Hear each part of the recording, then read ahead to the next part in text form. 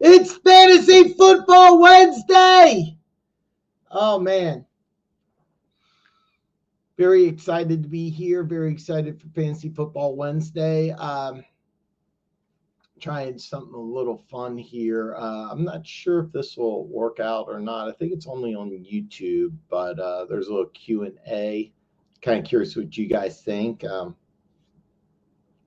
Better first game, Amari Cooper or Devontae Adams? I thought I'd do a little Q&A here. I've never tried this before. I'll do more of these in the future. Going over the New Orleans Saints roster right now. Rashid Shaheed's going to have surgery. Could be out for the rest of the year. Chris Olave will not play on Thursday night due to the concussion. Bub Means looked pretty good. I know that they kind of like this Mason Tipton dude, but I'll be honest with you, the Saints are just really depleted at the receiver position. Of course, you're going with Spencer Rattler. So, yeah, it's difficult. If you do check out my picks video, but spoiler alert, even before all these injuries, I picked Denver. So, Tigger, what is up? Help me win. I am here to help you win. All right, this is a great question here. 12-team non-PPR Superflex. So for those of you who don't know, I've never been in a Superflex league. A Superflex league is that you have an optional flex position, which you can use a quarterback. This league, he's saying it's 2 quarterbacks. So I'm assuming it's 2 quarterbacks mandatory. I'm assuming. I could be wrong about this. So, okay. Lamar Jackson, Breece Hall, Mason, Diggs, London, Ferguson, Mixon, T-Law,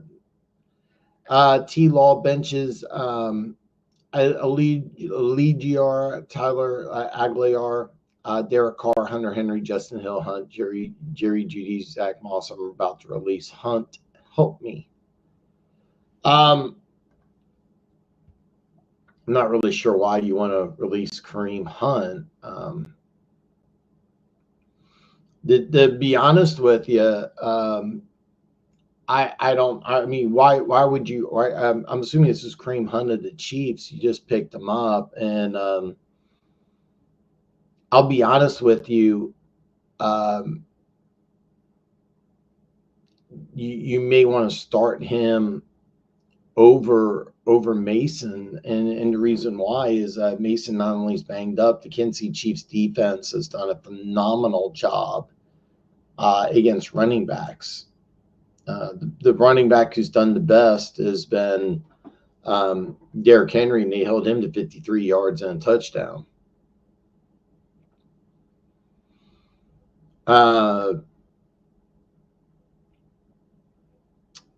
Jordan Mason's actually questionable for the game, and that's not a good sign. So, instead of releasing Hunt, first thing you want to do is which guy do you want to start over Mason? I would take Mason out of your starting lineup. He's listed as questionable. Non-contact jersey on Monday's practice, and the Chiefs have a really good defense. Now, part of that number skewed because Lamar Jackson had 122 yards rushing, so the Chiefs' rushing defense stats are a little skewed. But against running backs, they've been like a brick wall. I'm assuming you're talking about Justice Hill from the Ravens, Kareem Hunt, and Zach Moss. I personally, to be honest with you, even though the 49ers have a really good defense, I would really consider Kareem Hunt starting this week. Now, if Mason plays and you want to replace Mason with Kareem Hunt, that's another story. But you know, except for that,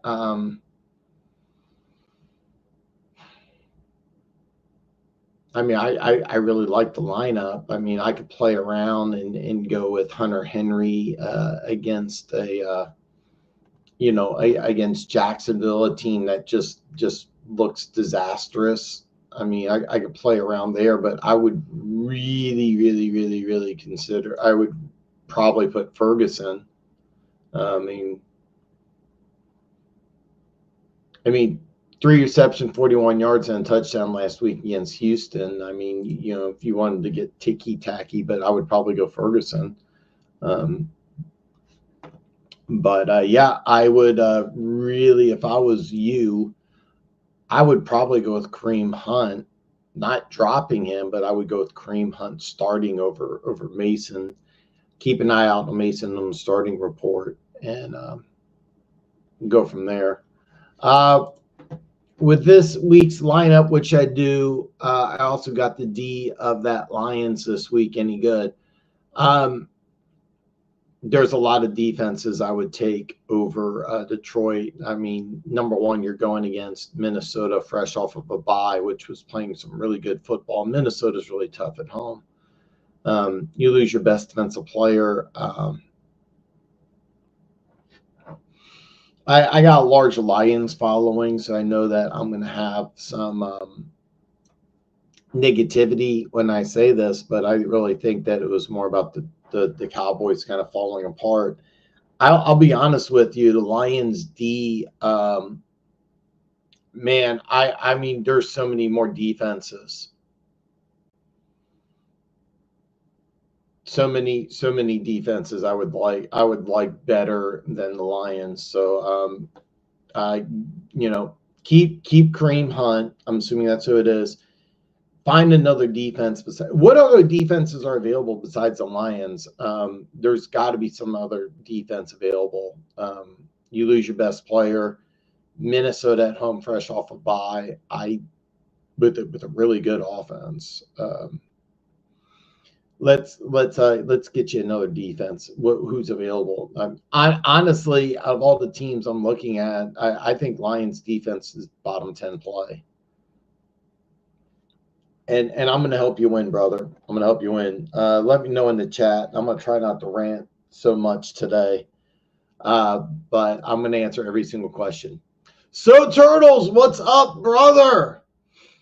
Hey, Dan, who should I start this week, Gino or Kirk? Ooh, great question. Great question. First off, I'm not sold on Seattle's defense. I know they just added a defensive tackle from Jacksonville. Not sold on Seattle's defense at all. I think the 3-0 start was a mirage. I never really believed in them. Gino has some really good weapons, but the one thing that's really solid about Atlanta is that secondary. I think this is Kirk Cousins. The one thing I would point out is that if Atlanta gets up big, it's highly likely that they're going to rely on the running game, which is the part of the reason Seattle made the trade for the defensive tackle Jacksonville defensive tackle. I could look it up. I'm drawing a blank. I want to say Robertson, Harris, something like that. But you could see a situation with a bad defensive front with Atlanta leaning on the running game, and Kirk Cousins, and in a 31-14 win, may not put up a lot of numbers, where Geno Smith, once he gets down, will have to go to the air. He probably, I don't know the numbers off the top of my head, but I know he had a career high against Detroit with I think it was attempts, completions, and yards. But it was a loss. So, but I would, matchup wise, I would go with Cousins. I just want to try and give you all the information because if Atlanta wins this game, like I think they will, I could see them leaning on both their running backs, and I could see them very easily, take Cousins out of the equation as far as fantasy football is concerned. Where Geno Smith, if he's down, what do you do when you're down? Well, you throw the ball. But yeah, I like Kirk Cousins. More weapons in Seattle. I expect Atlanta to win, but I would go with Cousins. I'm just trying to give you all the information. I said I was going to not rant that much, but yeah, I like Cousins more. This could be a bad game for Geno Smith. By the way, the closer the game, the more it favors Kirk Cousins. Andre, what's up, brother? Man, I'm glad to see you, Andre, man. Ed, what's up, my brother? James Cook, Brian Robinson, J.K. Dobbins. What dude shall I let go for Kenneth Walker, bro? Love the matchups for them this week, but I think I'm getting a steal for Kenneth Walker 3. Also adding a tight end with the running back. All right. Oh, it's a non-PPR league. Okay. In a non-PPR league, I absolutely love Dobbins. Okay. I absolutely love Dobbins. I also like Brian Robinson a little more if he plays. Now, here's your issue is that you have some questions with James Cook and Brian Robinson injury issues. J.K. Dobbins, always an injury concern, but as long as he's healthy in a non-PPR league, Dobbins stays healthy. The way things are going with the Chargers, I would not be surprised if Dobbins leads the NFL in rushing. I know that sounds like hyperbole. It may sound like just complete. No, I'm serious. He's that talented, and you also have a really, really good offensive line. So your question is, in a non-PPR league, do you want Cook or Robinson? And I think Cook in a PPR league is a running back number one, even though he had some injury issues.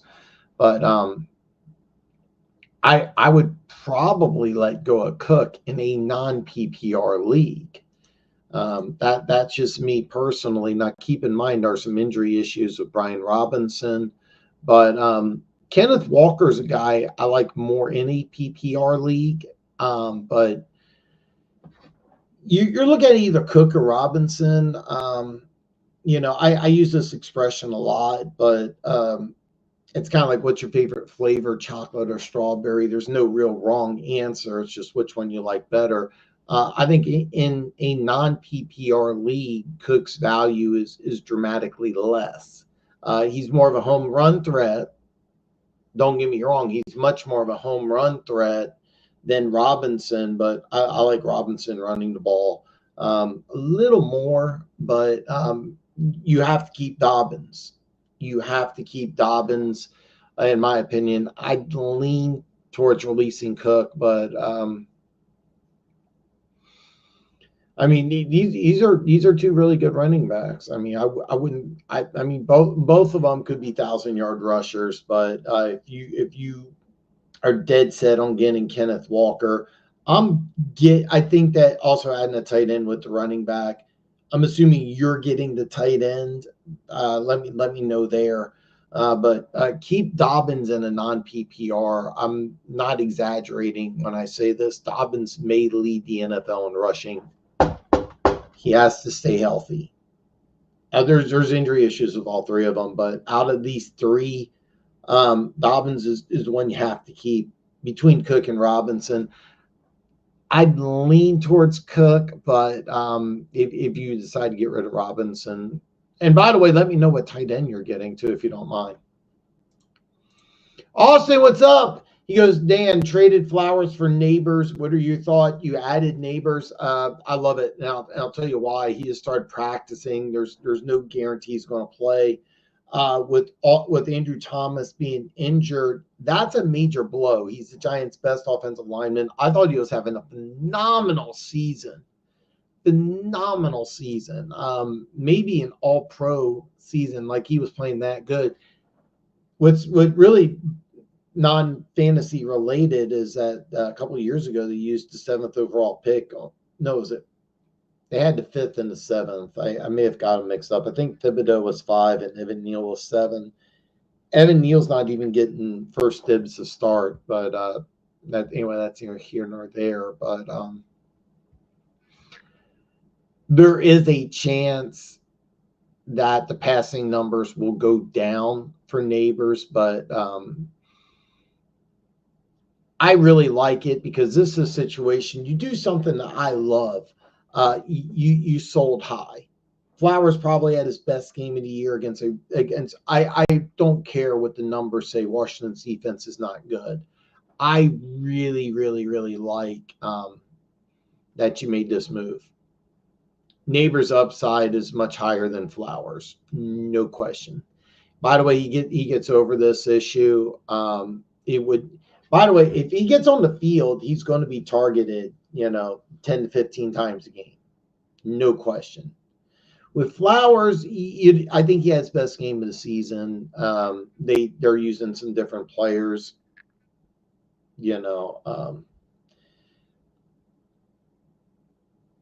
So no, I really, really like this. I really like this. Good seeing you in the chat again, Austin. What a cool name too, by the way. Redacted 18. Cool name, man. Cool name. If you're new, make sure you hit that subscribe if you don't mind.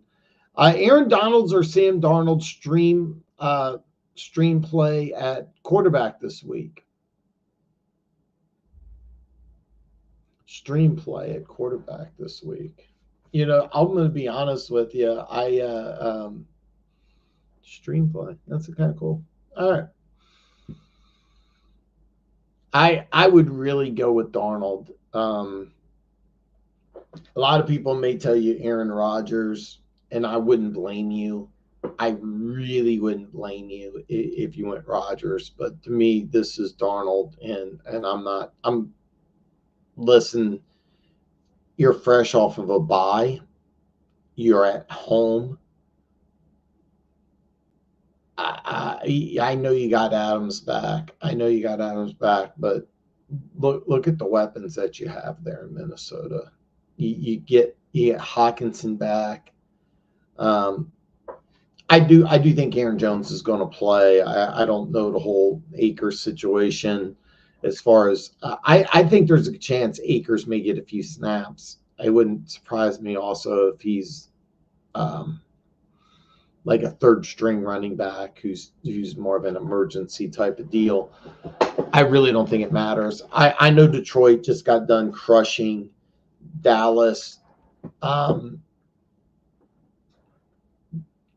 Not sold on Detroit's defense. I am sold on Pittsburgh's defense. I'm 100% sold on Pittsburgh's defense. So I think it's Darnold. I don't even think it's close, to be honest with you. I think Darnold could have a massive game. I don't see Rodgers having a great game. It wouldn't surprise me if the Jets win. The line is jumping up dramatically with Devontae Adams, but I mean, and I'm not. By the way, I have a large Lions following, but I want to be very clear. As much as I like, and much as I love my Lions fans, and I'm happy, to have them in the chat and everything, I'm still not sold on their defense. So go with Darnold. I wouldn't even think twice about it. Also, Bills defense, a good pick this week with them playing Titans. Absolutely. You're at home. Denver Gator may or may not join the chat. I think he may. And when Denver Gator comes in, there'll be no bad talk about his hero, Will Levis. But I really think it's just a matter of time before he gets benched. It wouldn't surprise me if he gets benched this week. The Bills' defense is an excellent pick against the Titans' offense. I think that's struggling. That said, I do like Pollard. But you're going to get some sacks. You're probably going to get a turnover, maybe even two. This is a good play. This is a great questions. Opinion on Rachaad White, ETN, rest of the season. I I've been adamant that Bucky Brooks is going to be the Robin to Rashad White's Batman, but the offense just looks so much better with Rashad White. With ETN, the injuries bother me. You can check my video. Please check my video out, but I'm going to give you a spoiler alert. I think New England wins against Jacksonville, and I think Doug Peterson will get fired. Once he's fired, and I think it's coming, how ETN's going to be used is really up for grabs. So, I mean, you have two declining options. The one thing about Rashad White is that, I mean, this is a bigger back. Even though he's banged up now, he's been the more durable of the two in their short NFL careers. You have a defensive-minded coach, which I think leads more towards the veteran in Rashad White. I'm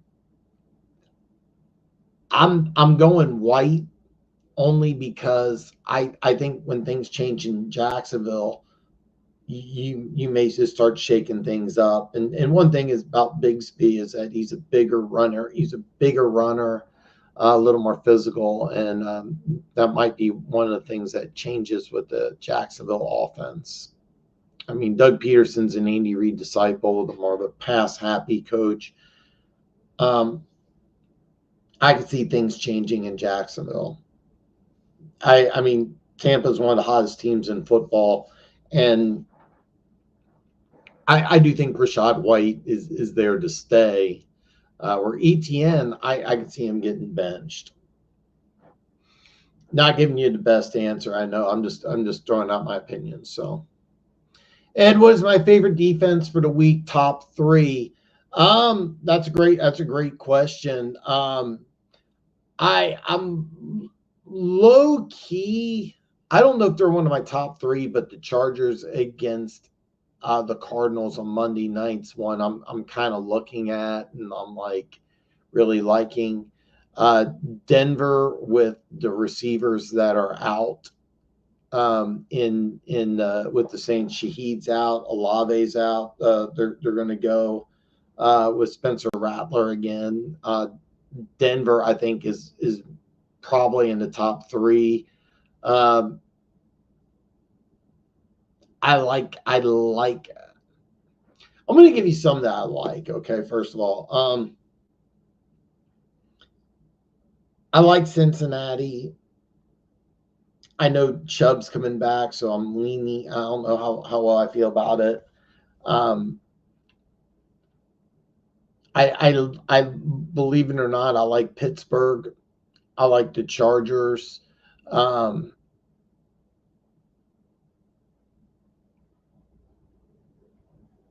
I like Buffalo, and I like Atlanta. Probably my favorite. I really hate to say it. I really hate to say it, but it might be Denver. Just, you get the news that your two top receivers are down. You're going with a rookie quarterback. It's on a short week. Sean Payton, if you remember, Dennis Allen was Sean Payton's coach. I mean, it's a lot of familiarity there. So my top would be Denver. Top three, no particular order. I like Atlanta's matchup. I like the Bengals against a Cleveland offense. Now, Chubb comes back, so I'm not really sure what to do. Philly's defense might be in play. I mean, Andrew Thomas is the best offensive lineman on the Giants. The way that they played, I'm not really, I know a lot of news has been made on Devontae Adams, but I mean, Pittsburgh at home, I really like, and the Chargers. The Chargers defense, I have no idea what to make of the Cardinals right now, even though they have talent. So Denver's number one. I'm telling you right now, Atlanta is going to have some plays against Geno Smith. I mean, I think you're going to get some picks. So, but you could also go with, Pittsburgh, the Chargers, Philly. I low key like the Bengals, and I like the Bills too. So, sorry I couldn't give you a top three, but probably Denver would be my favorite. Oh, hopefully you can get one. Noah, welcome back, brother. What's up, Dan? I've CD out this league.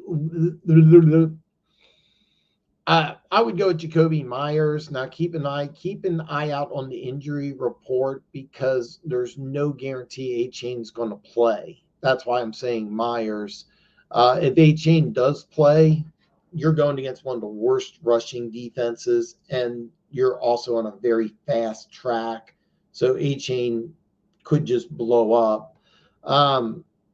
If I'm the Rams, I would do everything humanly possible, to take away Bowers. Myers could have a big game. Myers might be one of those guys that really could have a low-key big game. I say this without sarcasm, and I know it may sound a little crazy, but you got to start somewhere, and that that would kind of be my pick. If A-Chain starts, by the way, even if he's healthy, he may not start. This could be a game where Mozart just runs wild. But keep an eye out on the injury report. And the longer A-Chain stays on it, the more likely I would go with Myers. If he's still on the injury report as of Friday, I would 100% play Myers, who I think could have a good game. If A-Chain's off the injury report tomorrow, which we'll keep an eye out on,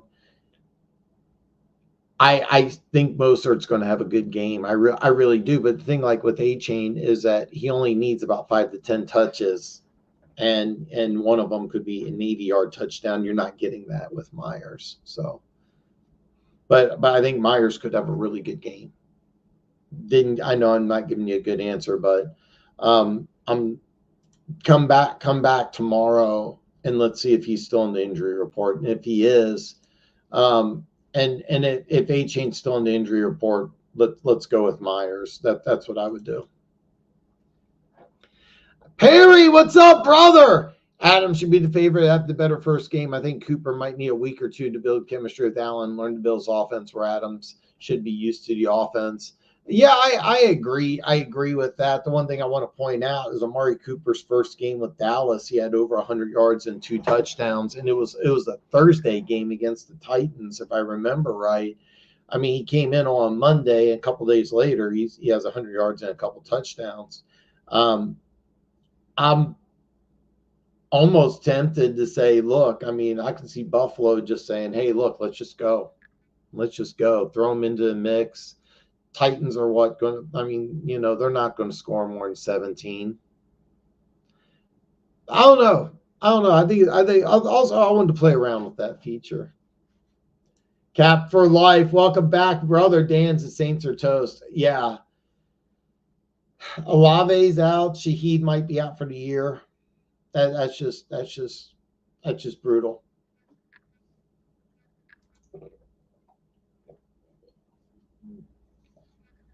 Miles 67. Welcome, brother. Cortland Sutton or Bub Means or Demario Douglas. Wow. That's a great question. I mean, Bub Means, I really like the way he played. I love Denver's defense. That's a tough one. Cortland Sutton, all the talent in the world. Thursday night, I wouldn't blame you. I'll be honest. I don't know what Demario Douglas has done so far this year. He's done decent.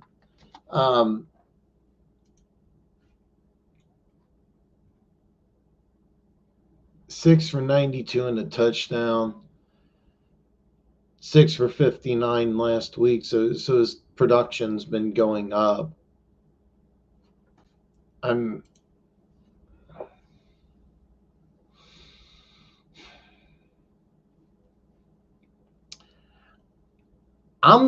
leaning towards Sutton. I would not be surprised if Lattimore follows Sutton the whole game and he struggled, but the way I see this game matching up, I think Sutton will get a touchdown. All right. This is a really tough one. I think your highest here's how I would play this out. All right. I think your highest floor is going to be the Mario Douglas. All right. If you're in a matchup where you got out, look, these are not your number one options. All right. These are not your number one options. So it depends on what you're looking for. Okay. Let's say you're projected to win this week. I would go with the Mario Douglas. I'm almost positive he's going to get you something. Means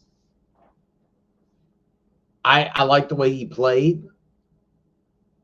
You have no other options there with the Saints. So, I mean, this could be a situation where you have no choice. This could also be a situation where that Denver just tries to take him away. You really don't know. But I seriously wouldn't be surprised if Means has something like 8 catches, 90 yards, and a touchdown. Out of these three, I think I got a feeling Sutton is just due for at least a touchdown. It may be like a 4-catch, 34-yard, 1 touchdown performance. So here's how I would do it. If you need some points, I would go with Douglas. You could roll the dice with Means. You never know what you're going to get, but they have nothing else. There could be some really good chemistry because both these guys were kind of backups together. Both these guys may have a lot of chemistry together. If you're projected to lose and you need like a home run threat, Sutton easily has the highest ceiling. That's not even a debate. So you need some points, go with Douglas. You want to roll the dice, go with Means. You have no idea what you're going to get. If you're in a situation projected to lose, I would go with Sutton easily the highest no question Sutton's the highest ceiling. And sooner or later, I think the Nick Sutton like it's going to take off. I know he hasn't been wildly productive, but hopefully I answered your question. It's not a cookie cutter answer here, and I'll be honest with you, with Sutton or Means, you have no idea. You really have no idea. Means, seriously, it would not even surprise me if Means has like 15 targets in this game. Wouldn't surprise me at all. He could also be shut out. So, man, let me know what you decide, man. Like I said, if you're projected to win and you just need to get something, you absolutely need to get 10 to 12 points or something, I would go Douglas. So, best of luck, brother. Best of luck. By the way, Douglas, best matchup. The Jags defense is bad. So, by the way, please watch my picks video. But spoiler alert, I did pick the Patriots to win. So, Mads, what's up, brother? What's up? I have London Chase. I'm on. Nice. Oh God, nice. Chase and Amon-Ra on the same team. Oh no, but your running backs are Stevenson and Spears. Someone offered me Breece Hall for Chase or St. Brown. Should you accept? No. All right. You need some help. With Stevenson, I didn't even look at the injury report. I don't know if he's going to play or not. Let's do that right now. Spears is going to get you almost nothing. They haven't really been using him. 3 hours ago, remained sidelined at practice. Not a good sign. So you're really like kind of screwed. Probably I don't recognize the name, but if you've been listening to me for a while, um, uh, look, I have a man crush on Brees Hall. Always have ever since college. Love the dude.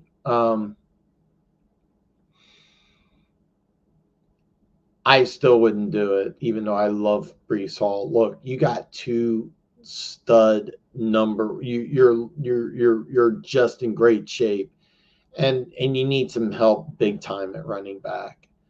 Um, you might have to make a move.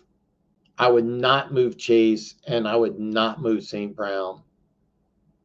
You know, you can't do a Brees Hall trade for either one of these guys. You can't do it. Um, you're gonna have to do something. I understand. I don't know what your options are, and I don't have a good answer. But look, man, you got two receivers, and London's been playing out of this world. I know you got a couple duds at running back. What those? I want to make sure I answer every question because I do have a bad tendency to rant. I want to make sure I answer everybody, but we got to find some different answers. Waiver wire. I would rather give up London, even though he's doing pretty well. I would not give up either Chase or St. Brown. We got to find you something, but don't. I would not really don't do this. You're going to hate yourself when these guys blow, because both these guys are top notch guys.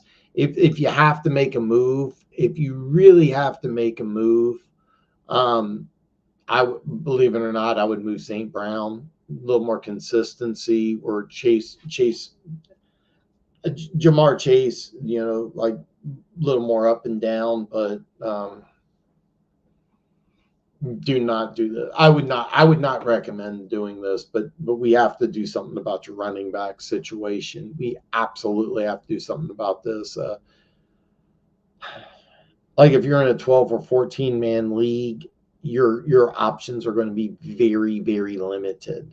Your options are going to be very limited. If you're in an 8 to 10 man league, you may be able to sneak in some waiver wires.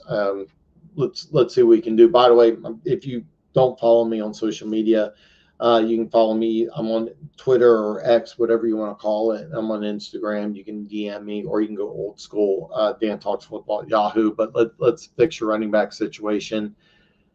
Let's see if we can maybe steal somebody off the waiver wire or find a much better trade. Mega Brick, what's up, brother? Hey, do you mind ranking these wide receivers this week in full PPR? Judy, Pittman, Slayton, or Juju? Okay.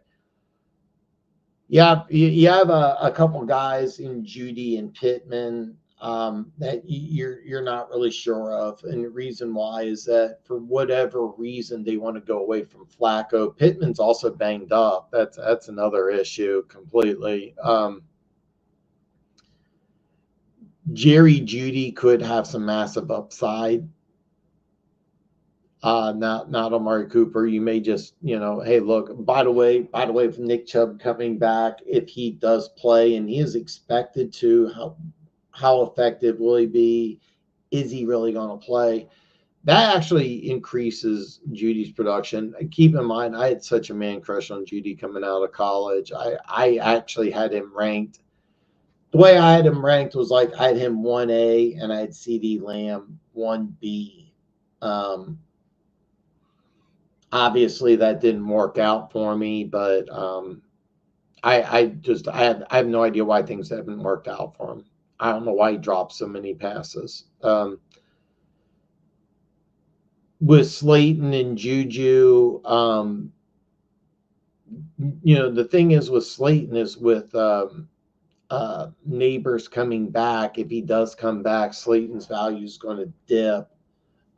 With Juju Smith-Schuster, with the Kansas City Chiefs, they don't really, now that Rashee Rice is gone, they really don't have a number one receiver. If you do have one, you'd have to call it Juju, but Juju's the type of guy that, have that 8-catch, 120-yard, 1-touchdown performance. Next week will come back with 3 and 40. So you have some up and down. This week, that's such a tough answer because I have no idea what to expect with Juju. I have no clue. With Neighbors coming back, I would downgrade Slayton. With Anthony Richardson, I would downgrade Pittman. I hate to say this, but I mean, keep in mind with the Kansas City Chiefs, they do things differently. But here's how I would rate them: 1, 2, 3, and 4. Keep in mind, I'm a big Chiefs fan. I would go Juju 1. I would go Judy 2. I would go Slayton 3, and I'd go Pittman 4. That's how I would do it. Keep in mind, with the Kansas City Chiefs and Juju Smith-Schuster, there's no guarantee he's going to get a lot of targets. Judy, this could be the time where he just says, you know what, I'm going to live up to my potential. I'm going to be the number one guy. If Neighbors doesn't play, Slayton goes probably to 1. And if Flacco plays and Pittman plays, I'd put Pittman at 1. But because of Anthony Richardson, I'd put Pittman last. I think it's that much of a value change. Hopefully I answered your question. Hopefully I helped you out. Ooh, that's a great question. I have Achane. If he doesn't play, I start Jalen Wright or Tracy. If I'm correct, Tracy's going to get the start. Now, keep in mind with Andrew Thomas out, that affects everything. Devin Singletary practiced in a limited fashion 1 hour ago per ESPN. I keep an eye out on that because if Singletary's on the injury report, Tracy's played well. So I would kind of lean towards Tracy. With Mozart coming back from injury, I really have no idea what to expect from Jalen Wright. And then keep in mind with Mozart coming back from injury, is he going to get 25 touches? Is he going to get 10? There's some questions. I'm leaning towards Tracy here. That said, Jalen Wright may get the same production as Tracy with just 5 or 6 touches. I mean, you have such a bad defense in Indianapolis, and I like fast running backs on an indoor track, and that's what it is. Let's be honest, Tracy, even if he does start and gets 20 touches, I mean that Eagles defense could be really, really, really good. Honestly, like Wright's 5 touches may be better than Tracy's 20 touches. That said, I would still lean Tracy I'm gonna give you kind of the same answer, and I gave some. I'm gonna give the same answer. I gave somebody earlier, is that if you're in a situation where you need some guaranteed points, go with Tracy. I think even a Singletary plays, Tracy's going to get some touches. He'll get 10 to 15 touches. Jalen Wright, you have no idea. He may get 5 touches. He may get 25 touches. You have no clue. But those 5 touches could be could be more production than Tracy's 20. So if you're in a situation where you need to score some points, like locked in points, I'd go with Tracy. If you can afford some variance and you need, I don't know what your matchup is this week, but if you're looking at the guy's lineup and you're like, man, I need to put up a lot of points, I would go Jalen Wright. If you're in a matchup where it's like, I just need my guys not to fall apart, I'd go with Tracy. Hopefully it helps. I would get Brees. You need a running back. I would lean slightly to the trade of saying, yeah. I agree, but I don't want you to trade either one. I really, but Mads, I want. There's got to be another way. Got to be another way. Let's see what we can do. Oh, hold on here. It's a Jay Smells. Did I miss your? Oh, okay. Full PPR. What to work on? Thought on team. What to work on? Stroud, Love. Well, you nailed the quarterback part. Neighbors, Metcalf, Adams.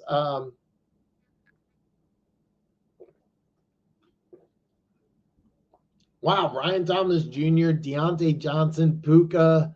I'm Pitts. I'm assuming you mean Pittman. Colts receiver. I'm thinking, or is that Pittsburgh's defense? I just let me know there. McBride, nice. Hall, Pollard, Brooks. Brooks, by the way, is coming back to practice. I don't expect him to play, but keep an eye, because the way the rest of your lineup is set up, you want to keep an eye out on Brooks. May not do anything, but keep an eye. Tracy Jr. and White. Who to start? Wow.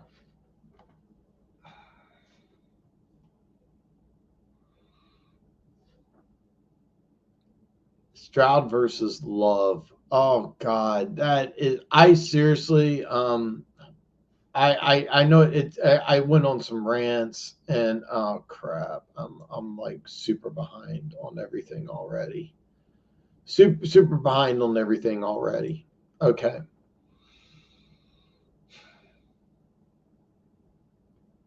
There's so much I want to dive in on this, and then do I trade Adams for Montgomery? That's another thing. And then yeah, Mike Williams is also.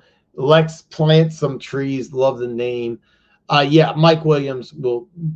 I'm a Chiefs fan. There's a lot of Chiefs fans that are asking about Williams. The way things are going, I'm kind of expecting him to go to the Saints, but we'll find out. Yeah, he's getting traded. All right, Stroud or Love. I'm gonna level with you. I would lean towards Love. I think Stroud's better quarterback. Love's gonna put up better numbers. Keep in mind Houston's defense I like a little better, so that's on you. Neighbors, if he plays, I would go with Neighbors. Brian Thompson Jr. I just absolutely love.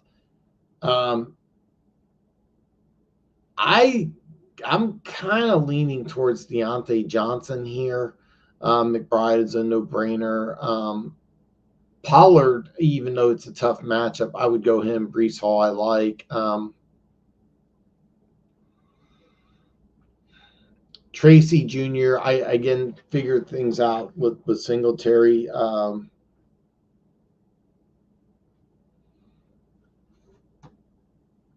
drawing a blank here with White, because I keep wanting to say, yeah, I keep going back to James White, who used to play for the Patriots a long time ago. Do you trade Devontae Adams for Montgomery? I'm leaning against it, and the reason why is that I don't know about the situation. Can you? I know it's a bad. I know this isn't really fair, but I would really wait 1 week, because if Montgomery does play, the one thing about the one thing I really like about Tracy Jr. is that he offers some speed, which Montgomery doesn't. But the one thing I like about Montgomery is he's a more powerful runner. Keep in mind with Andrew Thomas going out for the year, that's going to cause some problems. If Devontae Adams has a good game against Pittsburgh, you probably won't. You can probably get a lot more. So I mean, I'll be honest with you. Since you got Tracy, I don't know why you'd want Montgomery. I really think there's a good chance Tracy Jr. just kind of takes a starting job. The only problem I have here is, God, I don't like doing this, but you with all this talent at receiver, I would probably put a receiver at your flex. I would go with Love as your quarterback. Neighbors, if he plays, I think you have to start him. Brian Thomas Jr. and Deontay Johnson, I really want to play those guys, but I mean, I know why you want to play Adams. I wouldn't blame you.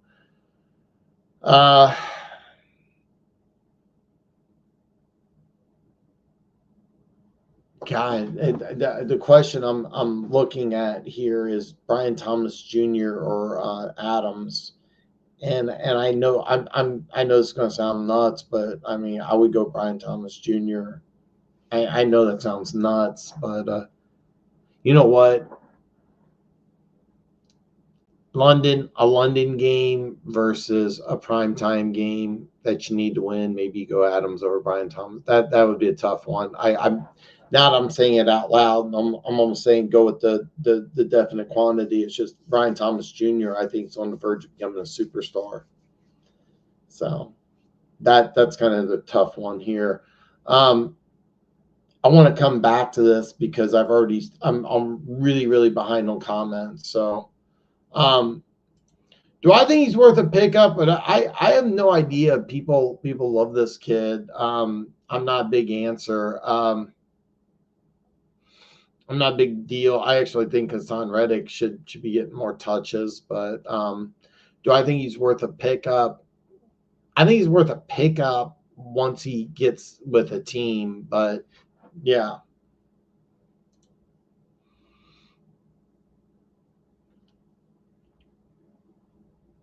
I get that, but I mean, Mads, I can't emphasize this enough. I mean, you got a couple studs, and as much as I love Breece Hall,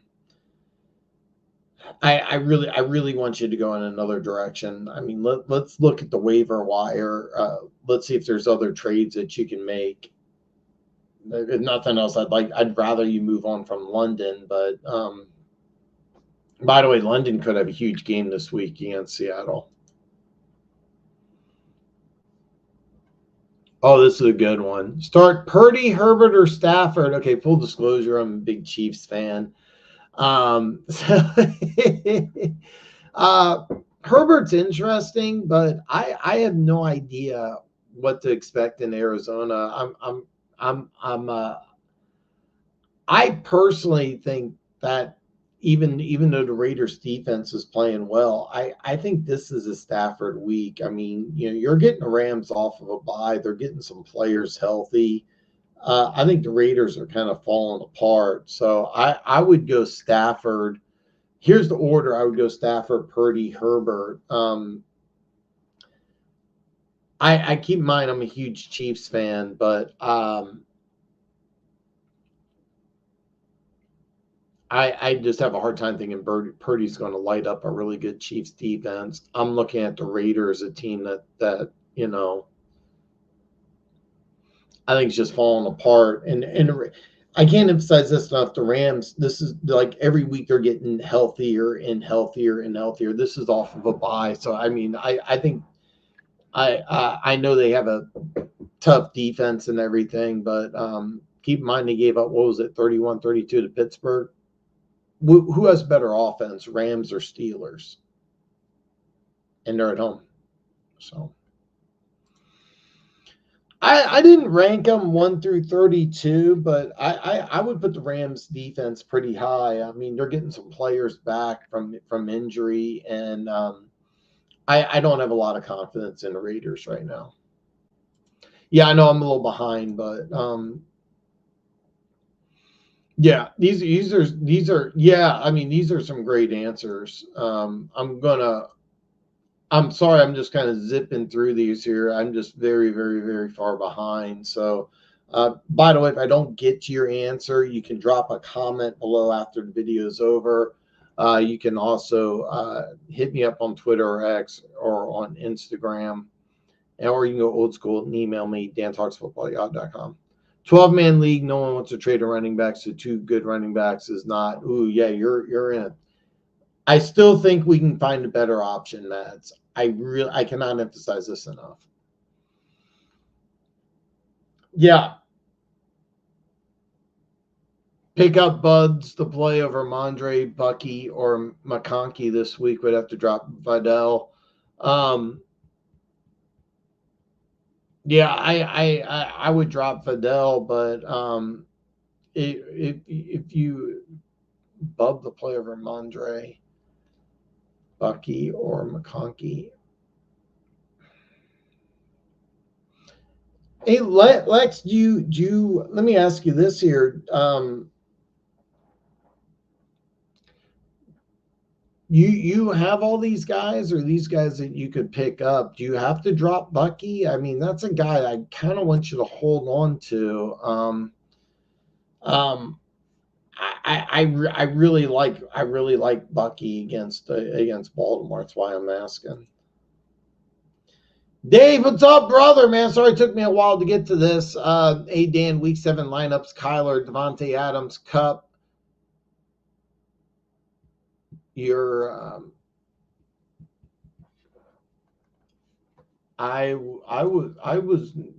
you're gonna start Kupp. That's interesting.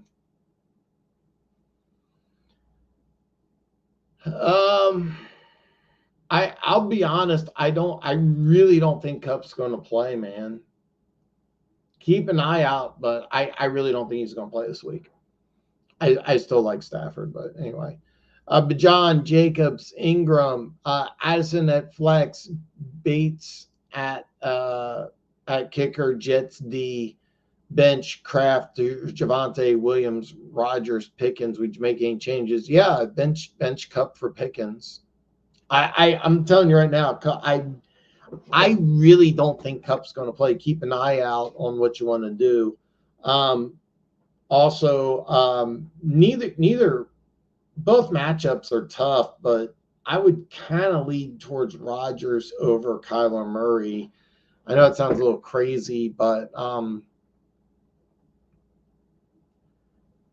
mean, I would, look, if you're going to play Devontae Adams, why don't you play Rodgers? I mean, that's kind of my thought, and I really don't think Kupp's going to play, so I would go with Pickens. And Dave, let me know here. I apologize, I'm behind on comments, so I want to get to everybody and anybody, so I'm going to zip through. But yeah, make some moves, especially with Kupp, because I really don't think he's going to play.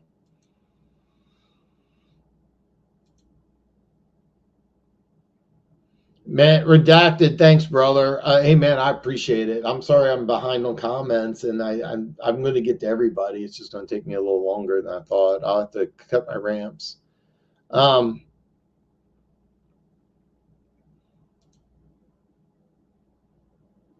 Someone offered me Taylor and Bowers and Bucky for St. Brown and Kincaid, but I don't trust Taylor at all.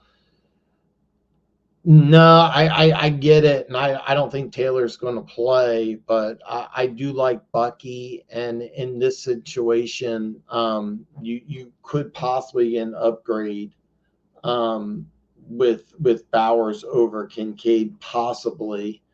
But I'll be honest with you, in your situation, this makes a lot more sense than Hall.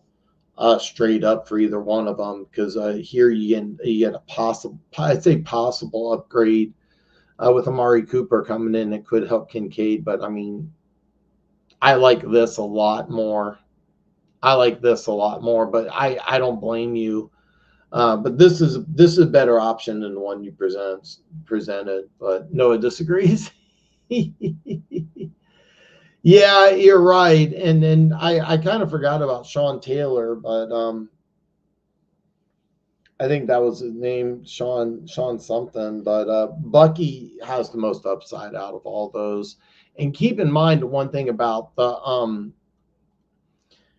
I know you don't trust Taylor at all, and he may not play this week, but if he gets healthy, that's a running back number one with massive upside.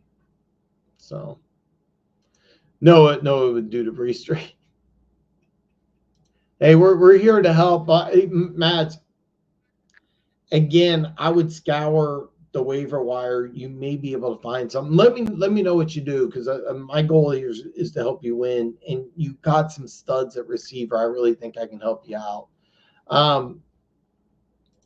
Guys, I'm going to take a very fast commercial break, but all your questions will be answered. Stay tuned for hour 2 of Afternoon Delight. As Afternoon Delight is on a commercial break, we want to remind you that BetUS is a proud affiliate of Dan Talks Football. I made my first $100 deposit, and it was fast and easy, but check it out for yourself. The video's in the description below. Check out BetUS and start winning today. The award-winning NFL Week 7 Picks video is out. Make sure you watch it and drop a comment on how you think your team will do this week, or pick all 15 games. Your comments help.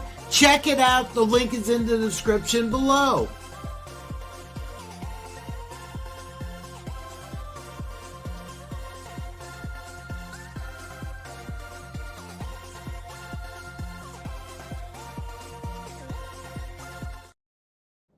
Yes!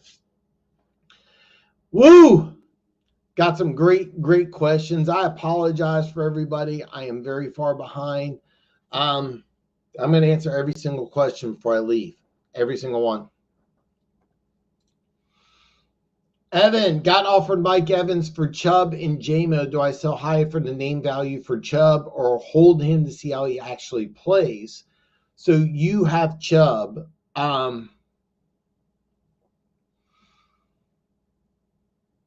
I'll be honest with you. I would really want to see how he does, and Evan. I mean, with Jameson Williams, I mean, that's a guy that I like. Evans, don't get me wrong, but I mean, JMO's a guy that's you could probably get a better trade for this than Evans. I'll be honest with you. I don't like this trade at all.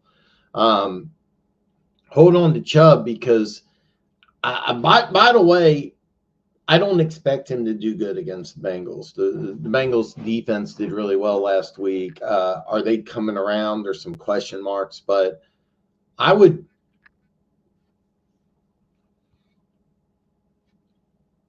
see really how many touches he gets.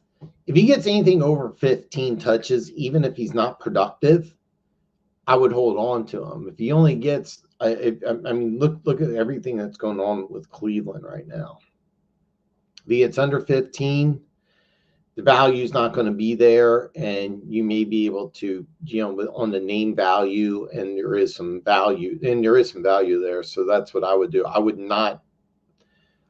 not make this trade at all. I think this is a terrible trade, because I think JMO's value is much higher, and then with Chubb, you could potentially be giving up a running back number one, and Jameson Williams. I mean, I really just don't like it. Yeah, Noah. I mean, yeah, Mads. We want to help Mads. So let us know. iTag, what's up? Hurts or Burrow? Oh man, what a great question.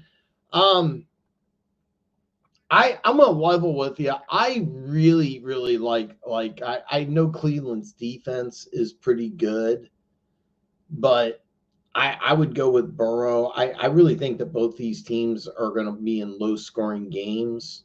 But the one thing about Hurts, that front seven is really, really good. And I was really, by the way, Hurts had a good game, but I was really disappointed in Philly overall. I think last week I told you go with Burrow, and I was wrong. I was wrong. That first rushing touchdown, I was like, yeah, look how smart I look, and he did almost nothing.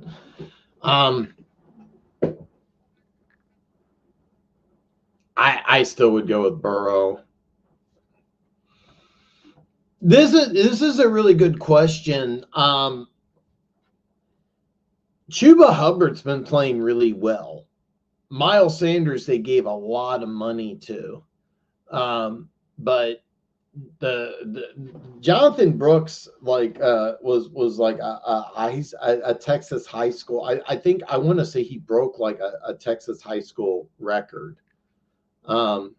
If you're not familiar with Texas high school football, it's pretty crazy. And keep in mind, this is a redshirt sophomore who tore his ACL, and he was still the first running back drafted. Like there's talent. Like there's a crazy amount of talent. This kid could be something really, really special. So when you say good pickup, I mean, I don't want you to drop a starter, but this is a guy, and by the way, there's no guarantee he's going to play. None. This week or next week. Like he's just getting back to practice. But yeah, I'm the upside on this kid is immeasurable. There is a very, very good chance that this guy in a couple of weeks, whenever he does play, is a top 10 fantasy football running back. Not exaggerating. He could also be a guy who just plays on special teams.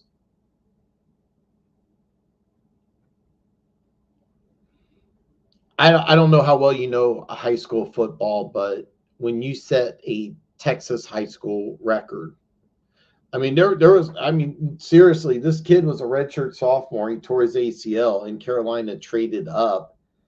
I think it was the 47th, 44th, somewhere in the 40s. I know it was like mid 40s to get this kid. If healthy, this is a first round running back. And it by the way, I mean, the only reason he left is if you're not aware, Texas is just stockpiling NFL talent. Texas is just stockpiling NFL talent everywhere. Like they're building something there in Texas. Like I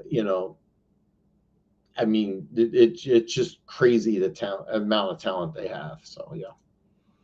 Cooper, what's up, brother? I apologize for how long it's taken me to get to your question, but hopefully, whether you listen to us on the replay or whether you hung out, I hope you get the answer you wanted.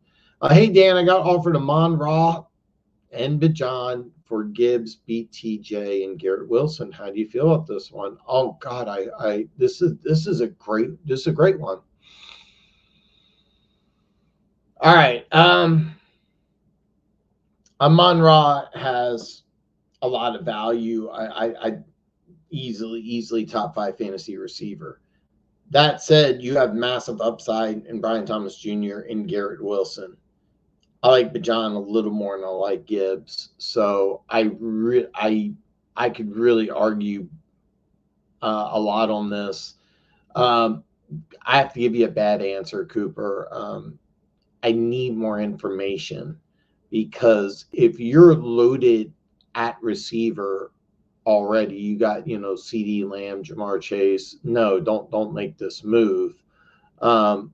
If you got some duds and you can start Brian Thomas Jr. and Garrett Wilson, then I'm sorry. I misread this. You have a chance to get Amon-Ra and Bijan Robinson. Okay.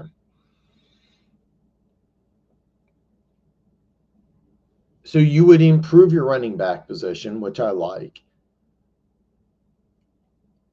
if you're not starting Brian Thomas Jr. or Garrett Wilson, this is a no-brainer. You have to make this. I need a little more information on your roster, because if you have Brian Thomas Jr. or Garrett Wilson on your bench, you absolutely make this move. There's not even a question. But are you giving up 3 starters for 2? That's all I need to know. But if you're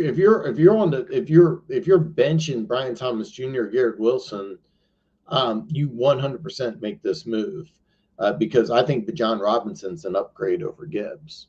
So, but yeah, if this is the trade that you're making, if one of these guys is on your bench. By the way, Brian Thomas Jr. My buddy Perry said he was the best receiver in the draft, and his upside's off the charts. But Jacksonville's having a lot of problems with Garrett Wilson. With Devontae Adams coming in, it's obviously going to eat up his production. So I need a little more information, but I'm leaning towards you making the move here, because you're going to get more production out of Bijan Robinson, and Amon-Ra is, I think, better than either one of these guys. I need a little more information, but yeah, I'm leaning towards yes. Tricky Trev, oh, cool name, man. Do I trade David Montgomery for a late first-round pick for Garrett Wilson in a dynasty league? So do you trade David Montgomery in a late first for Garrett Wilson in a dynasty league? I would say no, and I'm putting some value on a late first-round pick, and the reason why is that David Montgomery, if you're not aware, signed a nice contract. With Garrett Wilson, you have some up and down. Now, keep in mind, I like Garrett Wilson quite a bit. Garrett Wilson has probably more value, but I'm putting some emphasis on a late first. I think that the late first round pick in a dynasty league, I kind of like that trade capital, and keep in mind there's only going to be a handful of players in the draft that you would consider taking. All right, hopefully you get what I'm talking about. There's a chance that you might be able to snag with that late first round pick Alshon Gentry, the Boise State running back. Who has absolutely unlimited potential. So, but I like the idea of keeping the pick here without knowing anything else. I like the idea of keeping that late first round pick. That's just me. That's just me. Sorry it took so long to answer your question, but yeah. Should I drop Secure for Judy? That's a Sean H17. Listen, man, that's a great question, because there's a chance Judy just erupts. You get Chubb coming back, of course, no Amari Cooper. I'm going to say yes, only because with Shakir, I don't see any growth. You have to understand, when Judy came out in the draft, I rated Judy higher than CeeDee Lamb. Like, I'm seeing that. Mads, hey, listen, man. By the way, Breece Hall's one of my draft crushes. So, you know. But hey, man, listen, I'm sorry it took so long to answer all yours and everybody else's questions, but I hope to hear more from you, man, and let me know how you do going forward. By the way, I mean, Jamar Chase and Drake London, still some really good players. So, and Breece Hall's a guy I love. So good luck for the rest of the year, man. And let me know what else I can do to help out, even though I advised against it. I would rather you not take my advice and win than take my advice and lose. So, and you needed some running back, so I don't blame you.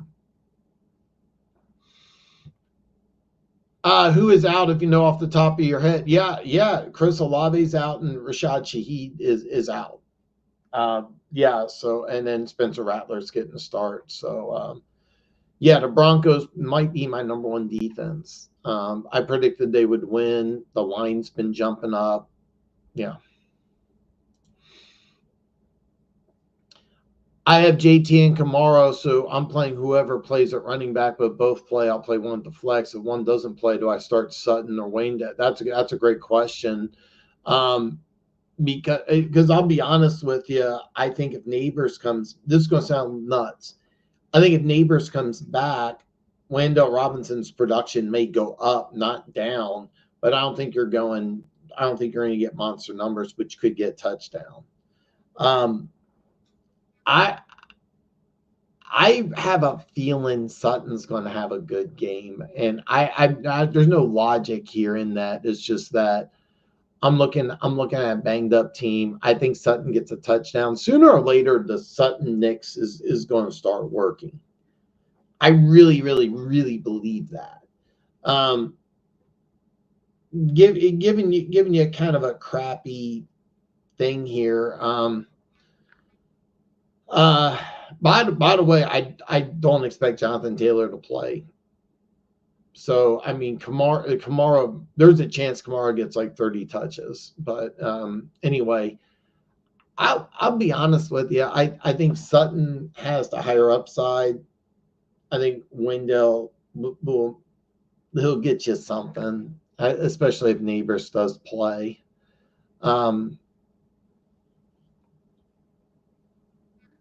But I'm gonna just take the guy who's got the better upside. I would go with Sutton. I just look. I've always liked Sutton. Loved him coming out of college. I thought Robinson when he was drafted was maybe the worst pick in the whole draft. I know that sounds terrible, but yeah. Yeah, I was not. I didn't like. He's a fine dude. It's just like he's a guy that I think's like a punt kick return type slot guy who should get, you know, 40, 50 catches in a season max. Where Sutton's a dude who I think could be that 100 catch type receiver. It just whatever reason hasn't worked out, but sooner or later it's going to come out, and it could be. Listen, if you're playing Kamara, have some fun and play Sutton. Make Thursday a big winner. Hopefully. Good luck. Let me know what you do, brother. Miles 6767. Solian, what's up, brother? Hopefully I'm getting the name right. I'm glad to see you again, man. Nick Thomas, what's up, brother? Man, drop Kyler Murray for Drake May. I also have Brock Purdy. That's a great question. I would not advise that. Even though I don't think, I'll be honest, this week, I think Drake May be better than Kyler Murray, but going forward, no. The one thing about Kyler Murray, look, you got more talent, all right? I don't know how long you've been listening to me or not listening to me. I love Trey Benson. I really think he's going to get more and more touches. He's a big guy, but he's got home run speed, unlike James Conner. Why Marvin Harrison Jr. hasn't been involved, I have no idea. But you got Trey McBride, so I would not do this.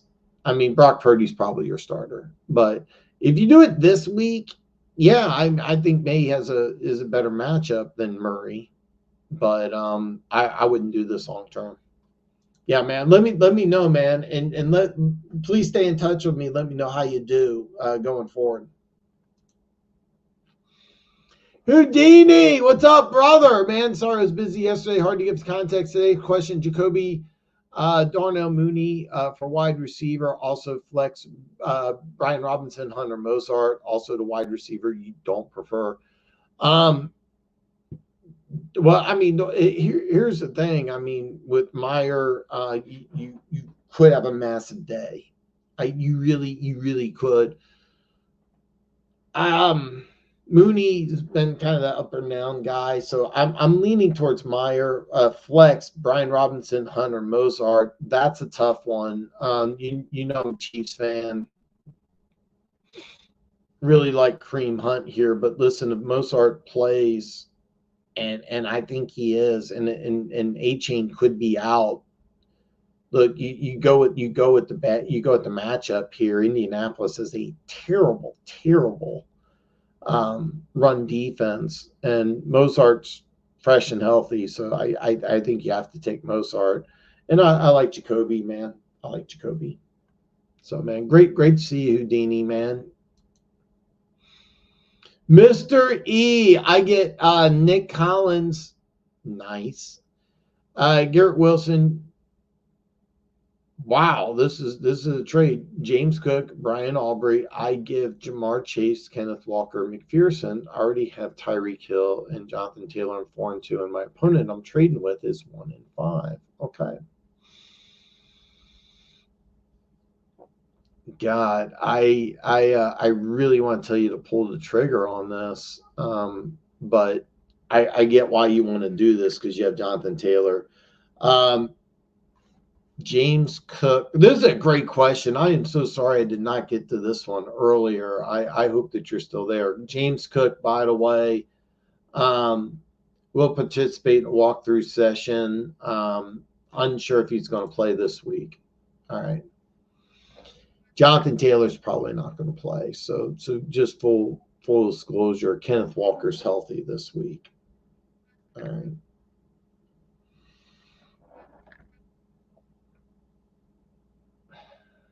God, okay. So, I like the kicker. When Collins comes back, and you have no idea what to do with Tyreek Hill, Jonathan Taylor comes back, you have a number 1. James Cook, I think, is a number 1. The issue that I have is that you make. Here's a drill. I like this trade. I like this trade because I like the way you're thinking. You potentially in Collins and Hill have massive upside. Wilson's still going to get some productivity, even with Adams coming to New York. Here's my issue. You make this trade. Both Cook and Taylor aren't going to play this week, probably. Maybe Cook does. Taylor, I'm almost convinced is out. I'm 90% sure he's out.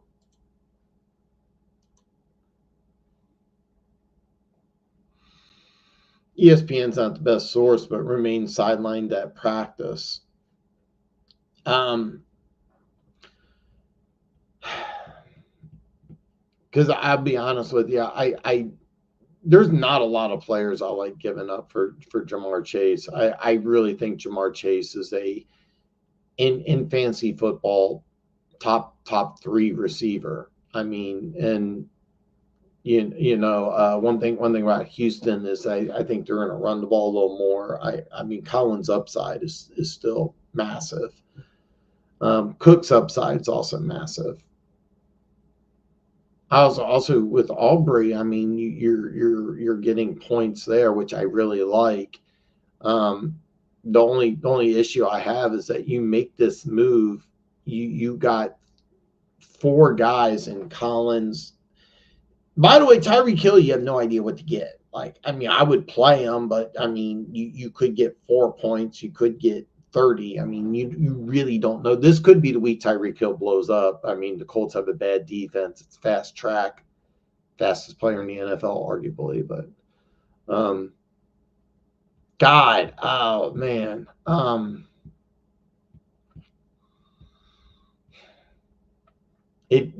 you're rolling the dice here, man.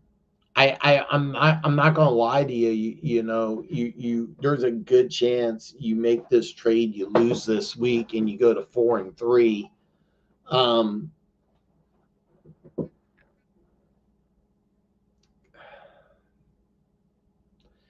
You also know Collins is going to be out for a couple more weeks. This is one of the craziest, riskiest trades, but if you do this and it works, you're in really good shape. I mean, if it works out, I mean, you're upgrading the kicker, depth at receiver. possibly 2 stud running backs. So the only thing I hate about this is that the only thing I really hate about this is you're almost going to take a loss this week. Where, I mean, Kenneth Walker's healthy. Jamar Chase is going to definitely putting up productivity. God,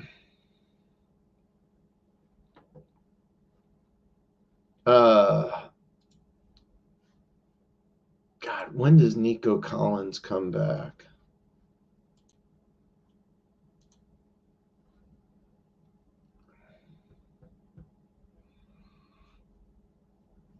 That's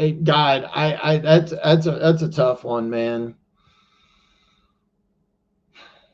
You're rolling the dice, but you're gonna probably take a loss this week, and then you're rolling the dice, man, and chase a top 3 running back or a top 3 receiver. I'm sorry.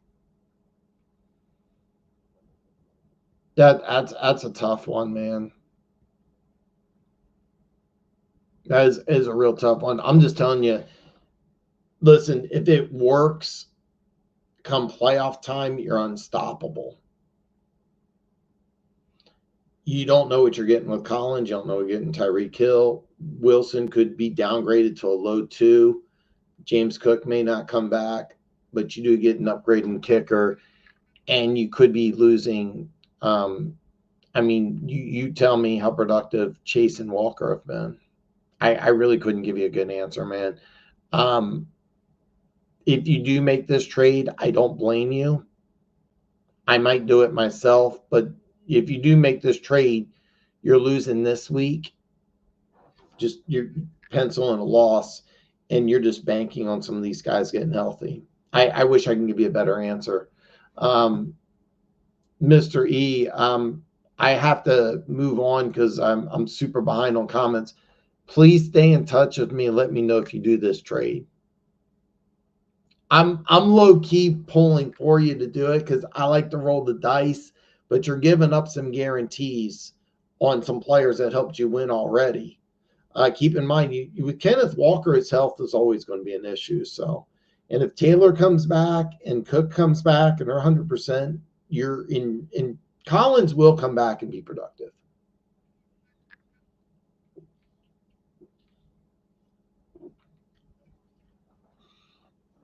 And I like Aubrey.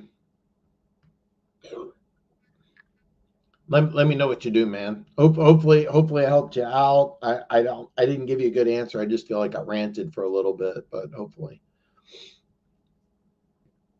Juju. Anthony Richardson looks like he's going to start. I would not play downs. Keep in mind, Juju that is always going to be a guy that's going to be, you don't really know the productivity with the Chiefs. But as long as Anthony Richardson's quarterback, no faith in downs whatsoever.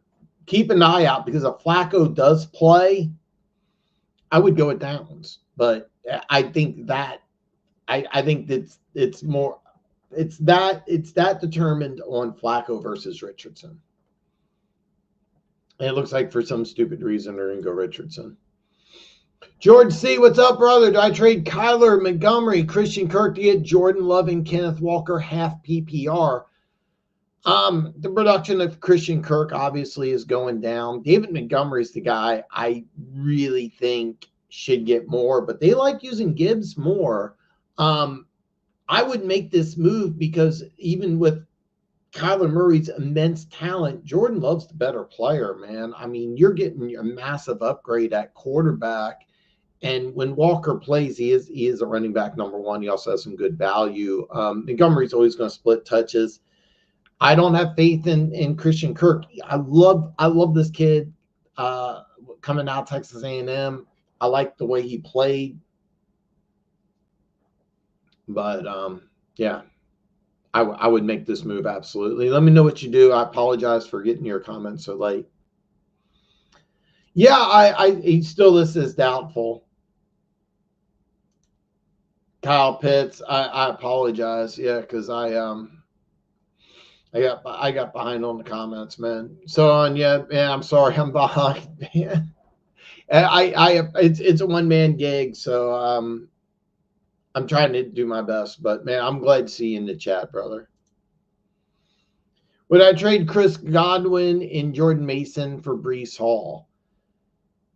Ooh, and that's a tough one. And Chris, by the way, I like your idea. You want to trade Godwin. It's a sell high type of process, and that's smart. Jordan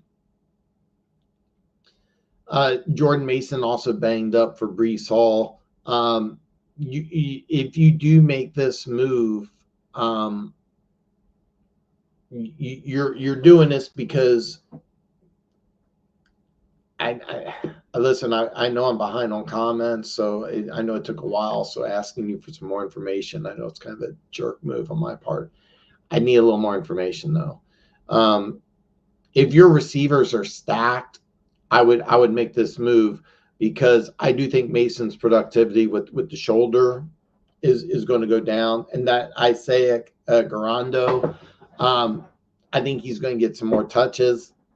So Breece Hall with Devontae Adams, I think his production is actually going to go up, believe it or not. I think it'll loosen up the box. I'm assuming you're in a PPR league, so you'll get more value receiving from Hall than you would Mason. So need a little more information. If Godwin's a guy that you're selling high and you're stacked at receiver, yeah, make this move. If Godwin's a guy you're using as a starter, then don't make this move. But I like the way you're thinking, and I'm leaning towards making this trade.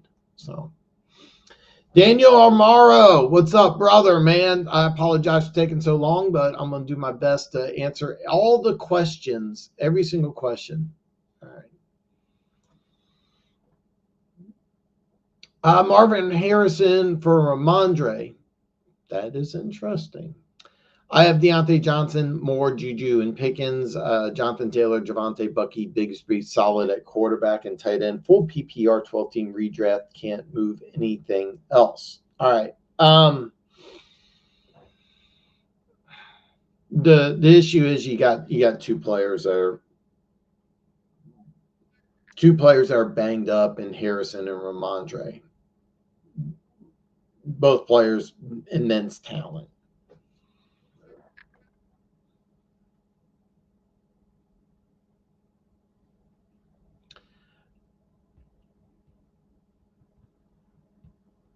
Because here's what I'm looking at. You got some guys with Juju and Pickens and Deontay, and you got some players here, man. I mean, I like these guys. I like all these guys.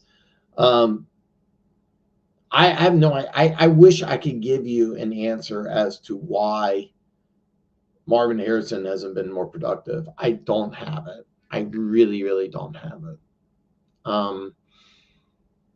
That said, I would make this move. Wait a minute. I'm sorry. You have Marvin Harrison. You want to trade Ramondre for Ramondre because you have Jonathan Taylor, Javonte, Bucky, and Bigsby. I think I see what you're getting at. You want to trade Marvin Harrison because he hasn't been okay. I would not recommend this, and the reason why is that look. First of all, you have kind of an interesting running back room. So adding Ramondre, I really just don't think helps because you kind of, if he's healthy, he fixes the fumbling issues. He would be the number 2 guy in front of Jonathan Taylor, who, except for the fumbling, which he had a fumbling issue in college, ironically. I say that. Hasn't really had that issue in the pros. You have the same thing, except you have a better player. Look, with Javonte, Bucky, and Bigsby, I think I wouldn't recommend it. The thing is with Marvin Harrison Jr., you got guys that are productive in Moore and Deontay Johnson. Juju had a great game, not last week, Chiefs are on bye, but but you do have some up and down, and you also have Pickens. But look, the upside you have from Harrison outweighs the upside you can have from Andre Stevenson. So I get it. You probably drafted Marvin Harrison high, and you're just frustrated. I get that. If you want to move him for a running back, I also understand that. I wouldn't recommend Ramondre Stevenson. You got a guy who's banged up. He's had some fumbling issues.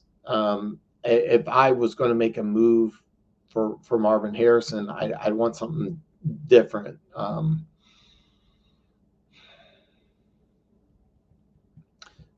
would want somebody who I know is at least going to be a full-time starter. So,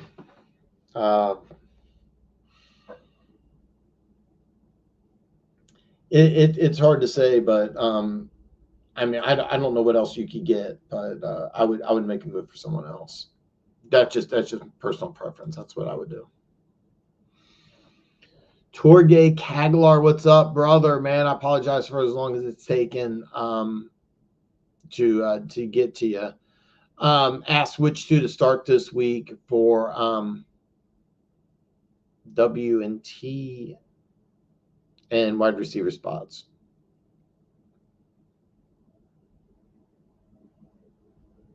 I don't know why I'm drawing a blank on that.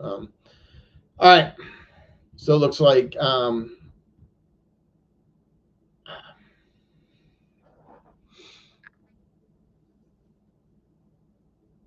only 40 plus reception.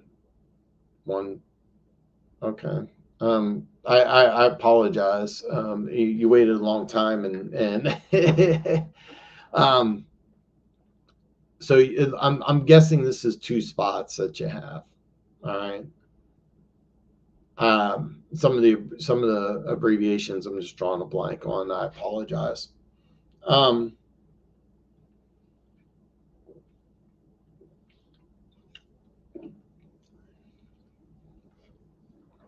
Wide receiver and tight end is what I'm guessing, and wide receiver spots. Do you need three starters? And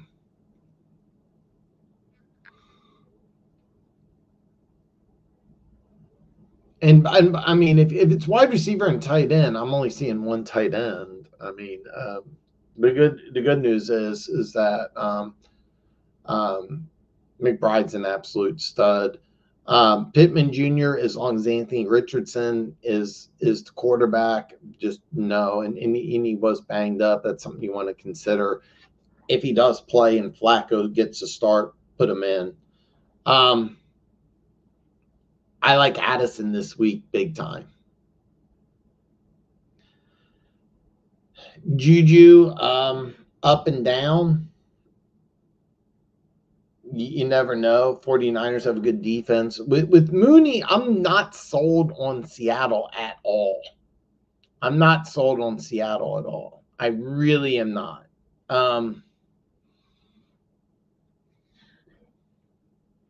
So I'm not really giving you any good answers here. I'm also a little confused on what you're asking because the W/T is wide receiver, tight end. Is it a combination receiver or tight end? And wide receiver spots. So I'm assuming you can go with either receiver or tight end option, flex, or a wide receiver spot. I like McBride. Also love playing players on Monday night, and I think you have to go Addison. All right. If you're asking if it's McBride, Addison, and somebody else, the answer is with means you have no idea. With means you have no idea.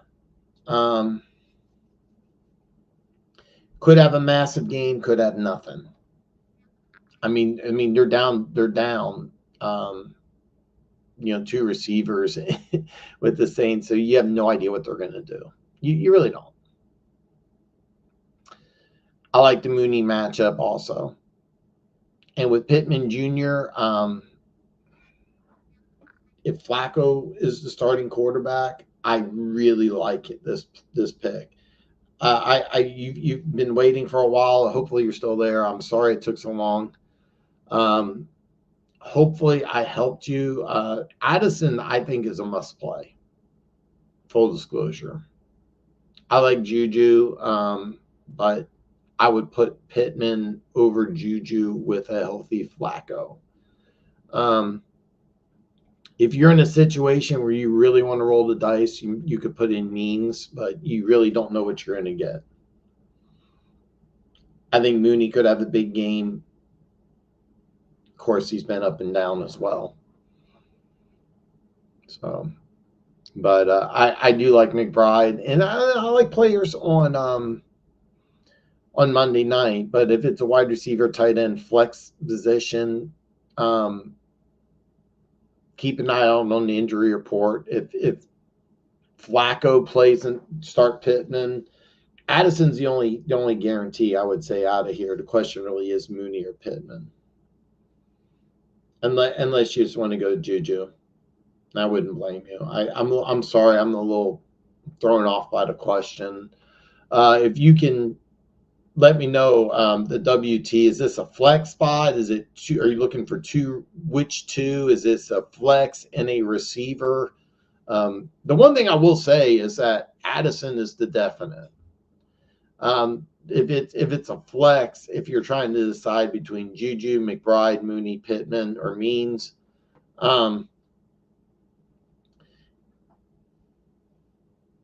Flacco starts, go with Pittman. Means if you want to roll the dice, which you really have no clue what you're going to get. You could have a monster game. You could have nothing. Flacco starts, go with Pittman and Addison. Hopefully, I hope I answered your question. I feel like I just kind of ranted a little bit. Julian Walker to full PPR, Kamara for Kyren. You know, this is a real good one. I would have told you Kamara, but I watched him play last week, and he looks banged up. I don't think he's on the injury report. He doesn't look the same. With the injuries at the receiver position, I really think that if I'm Denver, I'm literally stacking the box. And then I'm bracketing Kamara when they split him out, and they're going to use him a lot. And keep in mind, was it Millard, the former third-round pick out TCU? I think he's going to get some touches. He's coming back. You also are going with Spencer Rattler, who I thought played pretty well last week, and I really like the kid. There's a good chance he's the future of that franchise. I would make this move. I would really make this move. The offensive line is coming back healthy. I don't think Cooper Kupp's going to play this week, but I think he'll play next week. Puka Nakudu, he's going to come back. The whole Rams team's just coming back healthier. All right.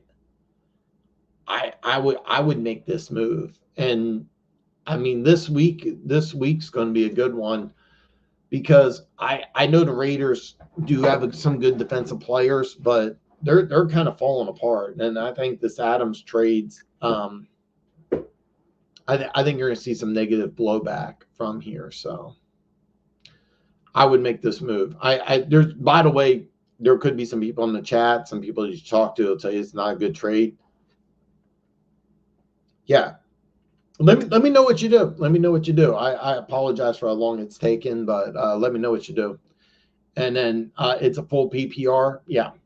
Julian, yeah, the comments from Twitch do come through. It just took me a while. I apologize. It's a one-man operation. As things go on, better questions to get through. But thank you for your patience, and hopefully you stayed on and listen. But let me know what you do. Please let me know.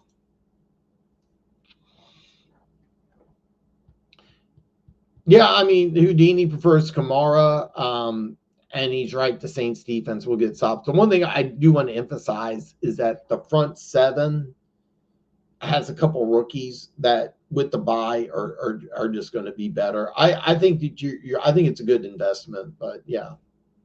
And by the way, this is the whole point of joining here, is that you get other people's opinions. I'd rather you not take my advice and win than take my advice and lose. My biggest goal is to help you win your fantasy football league. So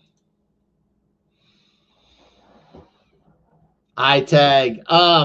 This is a good one. This is a good one. Even though A.J. Brown came back, Devontae still scored. Wendell Robinson, I think's production may actually go up a little bit because with Neighbors and Slayton improving, Wandale will be in the slot. Now, this is a situation where I think Wandale is going to get some catches and he will get some production, but here's a drill. Like, as far as how I see them, if I was just picking players off of the fence, like old school, recess, you remember doing that? Like, I'm gonna take you. I would go Juju, then Devontae, and Wandale.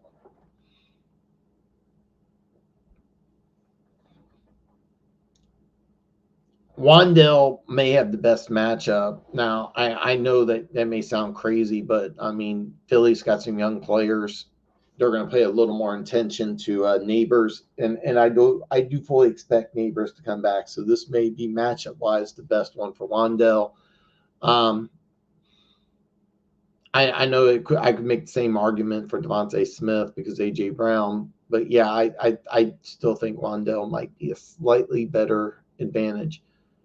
The thing with Juju is I'm leaning towards Juju because I think that your ceiling is highest with Juju Smith-Schuster. You saw last week, it was 8 catches, 122, and a touchdown. Not last week, but the last Chiefs game on Monday night against the Saints. You're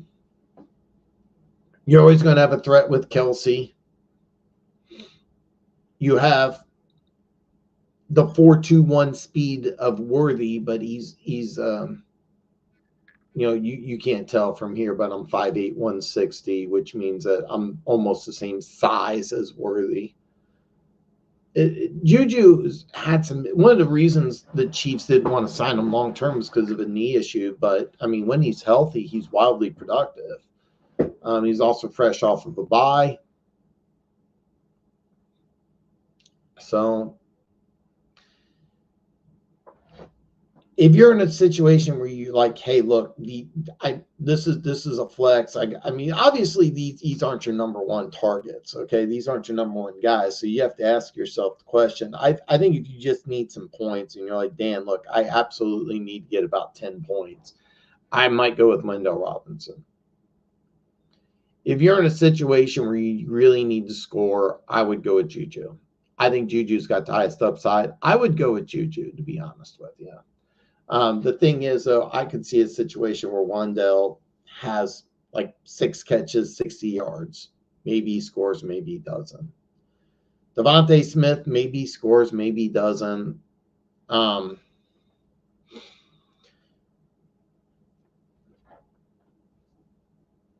Both the Giants and Eagles have tough defenses. It's going to sound a little crazy because I love Vic Fangio, but you got some young players in that secondary. With the Giants, you got that front 7 that's still really, really, really good.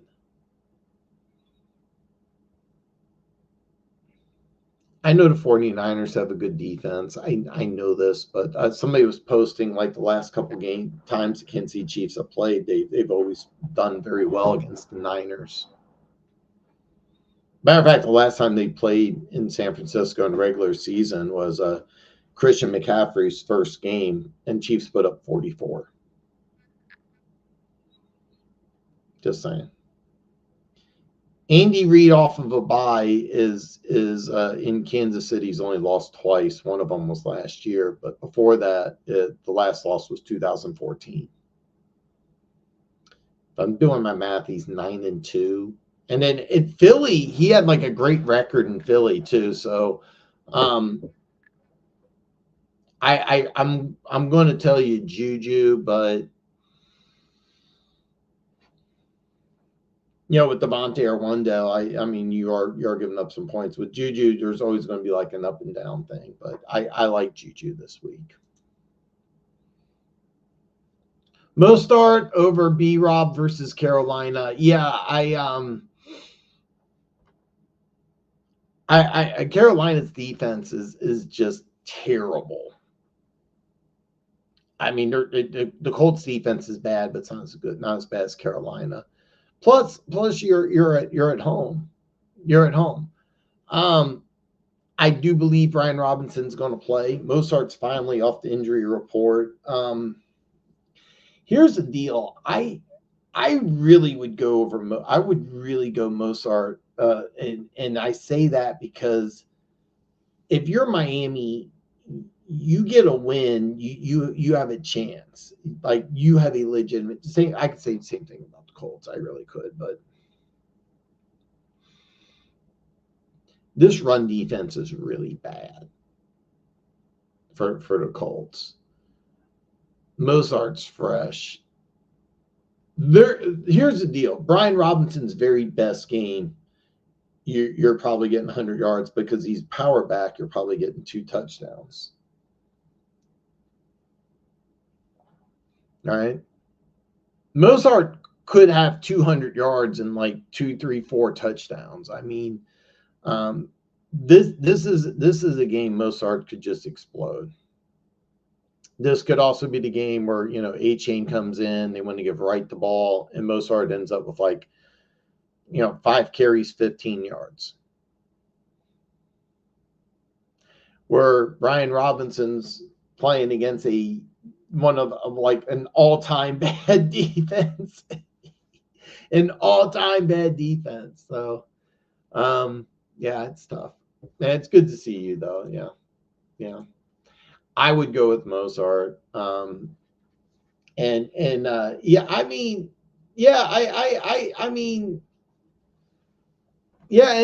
get you, man. I'm very conflicted having all this depth. It's nice and making these tough decisions by myself. I'd love to start B-Rob just because it's Carolina. I'm worried Eckler could take touches from B-Rob, but nobody's really going to take touches from Mozart if A-Chain is out. Even if A-Chain plays, there's a chance Mozart gets 20 carries. There's also a chance you go with Wright. I mean, I get it. I mean, I get your situation, but I mean, I'm telling you right now, I would go with Mozart. I really would. And just look, this Colts defense is bad. Miami really needs a win. He's been out for a couple weeks. I really would go with Mozart. I really would. Remember, he had 21 touchdowns last year? I mean, what was it? What did he do last year? I mean, I'm just drawing a blank. Okay, no touchdowns this year. 18 touchdowns, 18 rushing touchdowns, 3 receiving, so 21 touchdowns last year. 0 this year.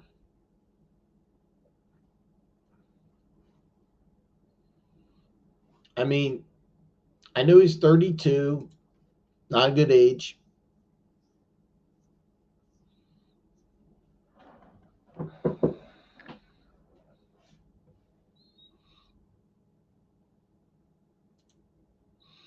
Oh, this is a great one. iTag, what a great question, man. I'm sorry. I feel terrible for how long it's taken me to get to everybody, but yeah, this is a great question. I mean, Ingram against the Patriots. If you didn't watch my picks video, I think that if Jacksonville loses, I think Peterson will get fired, and you got this is almost a must win for Jacksonville. I mean, Ingram last week 10 catches 102. I think that you have a really good defense in New England. Are they better than the Bears defense? It's debatable. By the way, I understand how comical that sounds. I know New England's 1-5. I know Chicago's 4-2. But I mean, the New England defense is pretty good. I mean, are they better than the Bears? I think it's debatable. I might take the Bears. 10 for 102 with a better defense. That said, I mean, Kelsey is off of a bye. That's a tough one. I'm leaning Ingram, but I'm just warning you, Kelsey's fresh off of a bye. And Kansas City's one of these teams. I just talked about this. Andy Reid, when it comes off of a bye, is as good as anybody. Ever. So, go against Kelsey at your own risk, but I would go with Ingram, and I'm a diehard Chiefs fan. I think 10-102 is I mean, look, you got to win this game. You absolutely got to win this game. If you're Jacksonville. By the way, I if you watch my picks video, I have New England winning and Peterson getting fired. But yeah.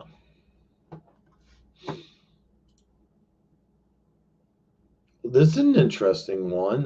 Julian 521. Monty and McConkey for Breece Hall. That's very interesting. I'm not a McConkey guy. I really haven't. But then I remember watching him play against Kansas City. I was like, man, he's got a little more explosiveness than I thought. Out of the receivers for the Chargers, he looks like the best route runner. Montgomery has been getting fewer touches than Gibbs, and I would do it just the opposite. He assigned a nice 2-year extension for some good money too. So, that said, I've always been a big Breece Hall guy, and I think the Devontae Adams trade could possibly uptick his value. Now, there is a chance that you use him less in the passing game, but I would make this move. I really would. Now, that said, I'm not really a McConkey guy. There was talk like he's going to be the number one guy with the Chargers, and I'm not buying that. And I know Quentin Johnston was banged up. But bottom line, you got a guy in Montgomery who's always going to split touches. Now, keep in mind, he's splitting touches with Braylon Allen, but it's not the same.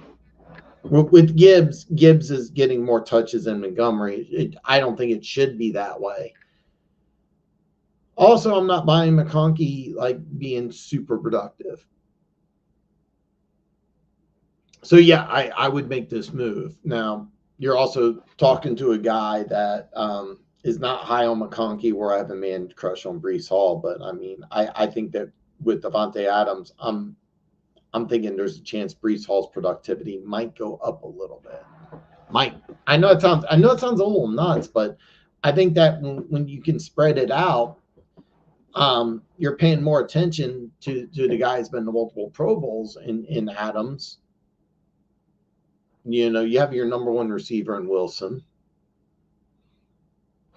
I could see a lot more screen passes. I could also see the running lanes opening up a little more. So, what the hell? Bear with me here. I'm having some technical difficulties. I'm not really sure what happened. Bear with me one moment here. Not really sure what just happened.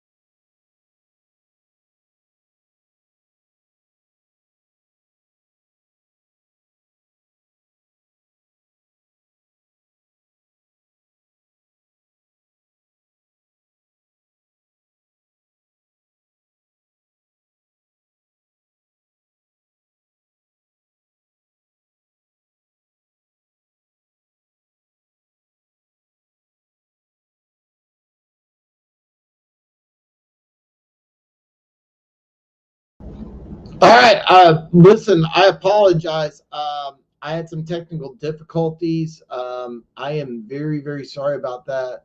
I just got up and running. Bear with me. I'm going to take a quick commercial break. I'll be right back with hour 3 of Afternoon Delight, hopefully without any problems. So stay tuned. As Afternoon Delight is on a commercial break, we want to remind you that BetUS is a proud affiliate of Dan Talks Football. I made my first $100 deposit and it was fast and easy, but check it out for yourself. The video's in the description below. Check out BetUS and start winning today. The award-winning NFL Week 7 Picks video is out. Make sure you watch it and drop a comment on how you think your team will do this week, or pick all 15 games. Your comments help. Check it out. The link is in the description below.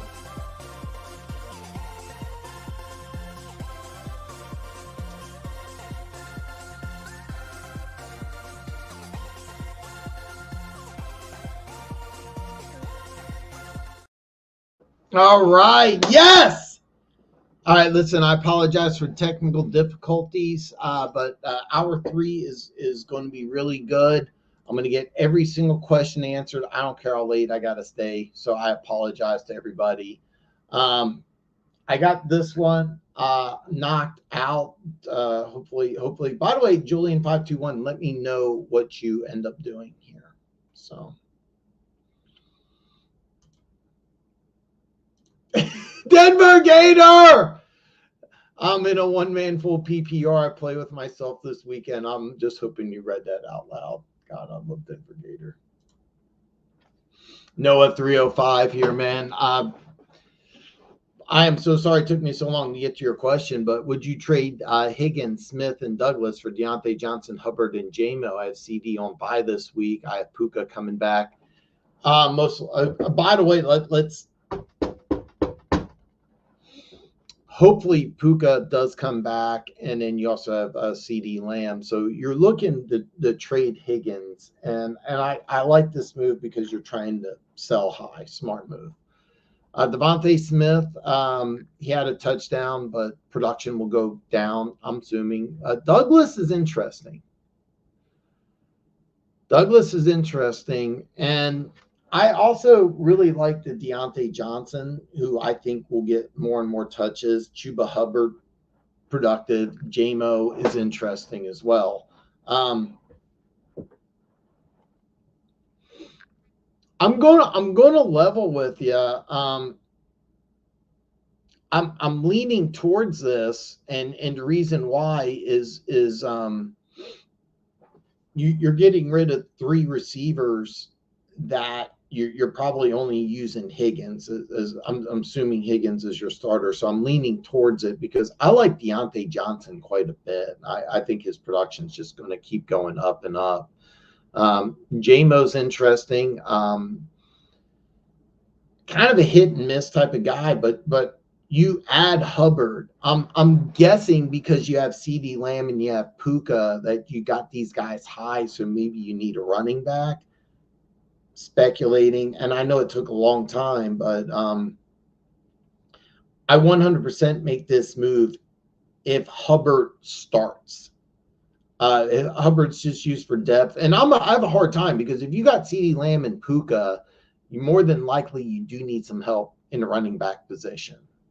So I need a little more information because it looks like basically value-wise you're getting a push. That's my opinion. But if Hubbard starts, then make this move. That's all I need to know. Friendly Lace 06. What's up, brother? Shy Stash, Jay Warren, Najee question, or Vidal. A lot of people like this Vidal guy. A lot of people do. I have A-Chain and Hunt. That can start. Thanks. I would stash Warren over Vidal, and I keep hearing about this guy quite a bit. I really think Haskins should get more touches than Vidal, but I get it. The thing is, though, if Najee goes down, are they going to lean with Cordell Patterson or Warren? I think they'll go with Warren. So if you have to stash one of these guys, I would go with Warren personally. But a lot of people like this Vidal kid. I'm not on the Vidal train personally. I think Hassan Haskins, who played for Harbaugh at Michigan, will get more touches. Also a bigger, more powerful dude. Gus Edwards is kind of falling out of favor, but yeah, I would go Warren personally. I would go Warren personally. So I love this. I love Denver Gator. C Dog, what's up, brother? Should I trade Terry and Kyler for Burrow and Cup? That's a great question. I want to tell you yes, but be aware. I don't think Cup's going to play this week. Okay, I don't think Cup's going to play this week, and McLaren's value may go through the roof. I don't know what's going on with Kyler Murray and why he's not like what's going on with that whole team. If you've been watching me for a while, I don't recognize you, so like I'm assuming you don't know. But Trey Benson, the Cardinals' 3rd round pick, I think will get more and more touches. I absolutely love this kid coming out of Florida State. I thought he would get more touches as Connors doesn't have that home run speed Benson does. Why Kyler Murray and Marvin Harrison Jr. aren't having the same type of connection that Daniel Jones and Neighbors have is beyond me, but it hasn't worked out that way.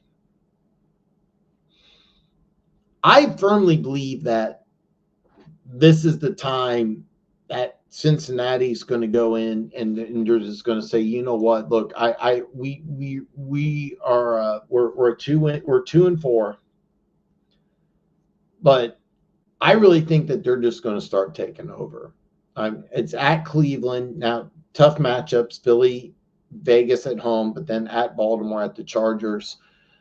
I really think there's a good chance that they could be 3-2 or 4-1 after this stretch, and then they go into the bye, and they're looking at wild card. What's Arizona really realistically looking at? I mean, I know the NFC West is like all 4 of these teams could have losing records in the NFC West. It could be anybody's game. I would make this move. I really would. I think Burrow's value is just going to go up. With Kyler Murray, you literally have no idea. I mean, I keep waiting for all this massive upside to come through. I just don't think it will. Now, the Browns have a good defense. I'm fully aware. And McLaren, I love this kid.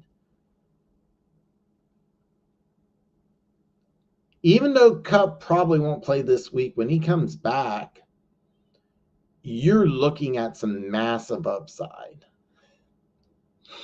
And honestly, Burrow's a guy Burrow's the guy that I would put over Kyler Murray. I wouldn't even think about it. So let me know what you do, C Dog. Let me know what you do, brother. I don't recognize the name. It's a badass name. So I hope you stay in touch. And if you haven't already, hit that subscribe button. Try. This is awesome. I'm in a half PPR 12-man redraft. Got offered Moss for ETN. Guy with Moss also has Dearness Johnson. Is this worth doing? That's kind of interesting.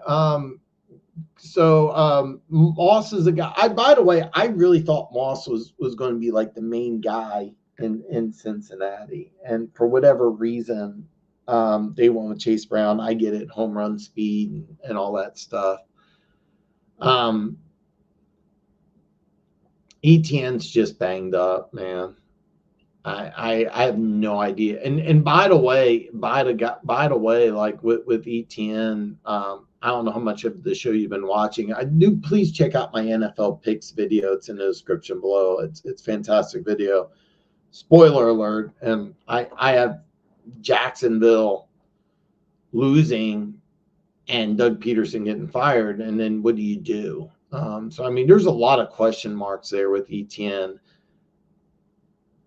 I fully expect Moss. By the way, like both matchups are bad this week. You have New England in Jacksonville and London. ETN may not even play.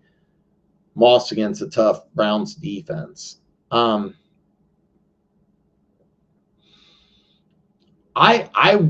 would do it, but keep in mind, like as much as I like Moss and as much as I think he'll be more productive down the line,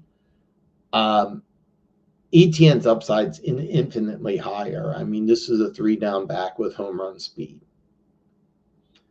I like Moss, but the reason why he's getting benched is that they have Chase Brown, who doesn't have the same type of speed as ETN. By the way, if you want to tell me, oh, well, Chase Brown runs a blah, blah, blah, and ETN runs a, I'm going by what I've seen, you know. I mean, you're losing home run ability, but I mean, I'm assuming you have ETN in your league the whole time. In the last couple of weeks, it's probably been very frustrating. Picking up Moss, I do think there's a chance for Moss upside, but he's never going to be a home run guy, and his touches are being diminished for Cup. So one thing about Moss, though, is that he will get some short yardage touchdowns. So I would make this move. Just be warned, if ETN gets healthy and they do make a coaching change, maybe they focus the offense more around the running game. Maybe ETN value upticks. It could also be a situation where ETN gets benched. You have some uncertainty there. So I would do this. I would do the short answer. Sorry for how long it took. Denver Gator. Well, are you guys still talking about football? We are going to discuss the Division III women's shot put semifinals. Epic surprise ending. I love Denver Gator. Yeah, why aren't we talking about this? Shade 721. What a badass name. Like the thumbnail, brother.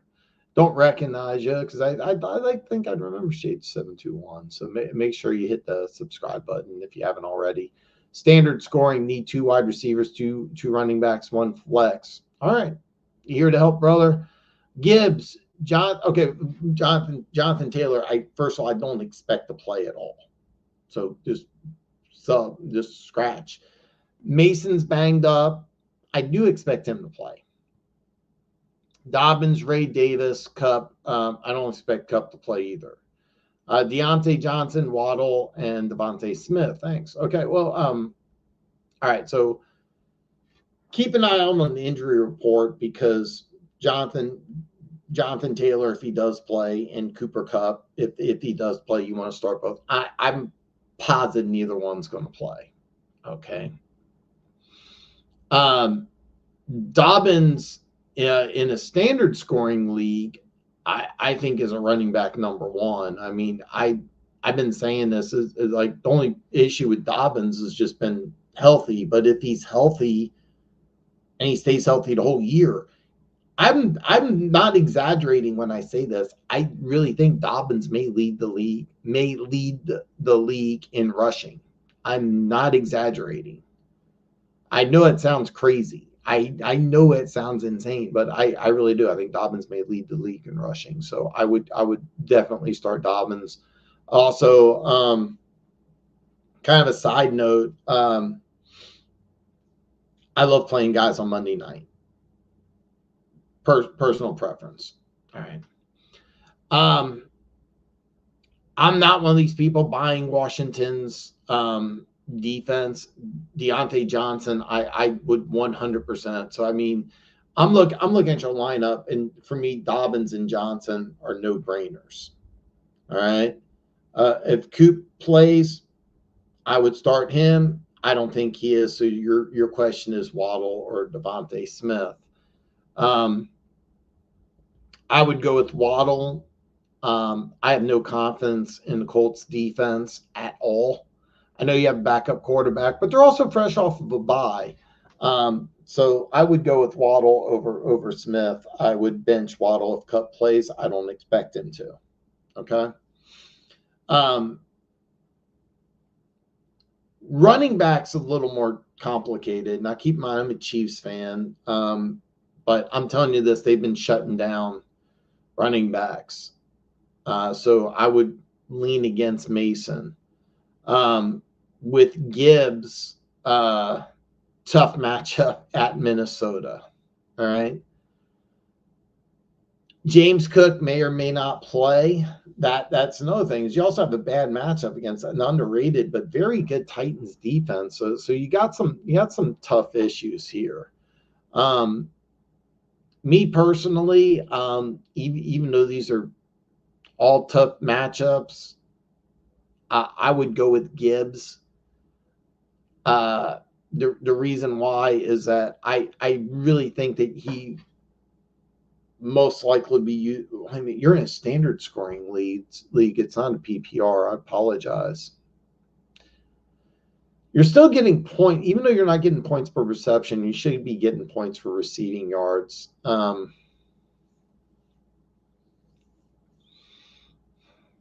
you have to figure out if Cook's going to play or not.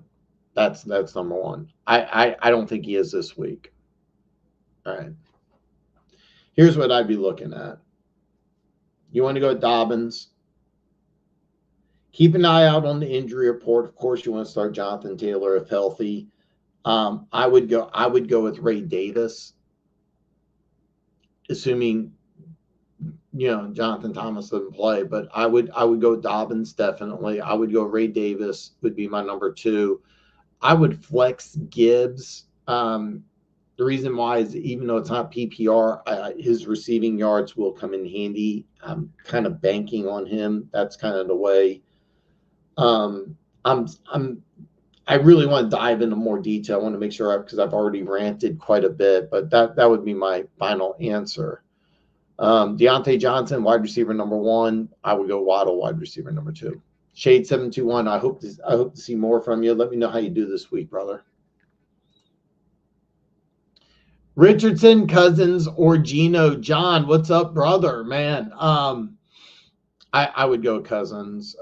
First of all, I have no confidence in Seattle's defense, or I like Atlanta's defense. I'm not sold on Miami, but I'm not sold on Richardson at all. I would go Cousins. So, Perry agrees. Tomorrow's game is a battle of the rookie quarterbacks. Who do you think will have the better game? It's actually funny. I'm going to give you a crazy answer because I do think Denver's going to win, and I know Rattler is decimated with injuries, and they're going against a really, really, really good team. It wouldn't surprise me fantasy wise if Rattler. By the way, I've been really impressed. I like what Rattler's doing. I think Denver gets the win. It wouldn't surprise me if stat-wise and fantasy-wise, Rattler has the better game. I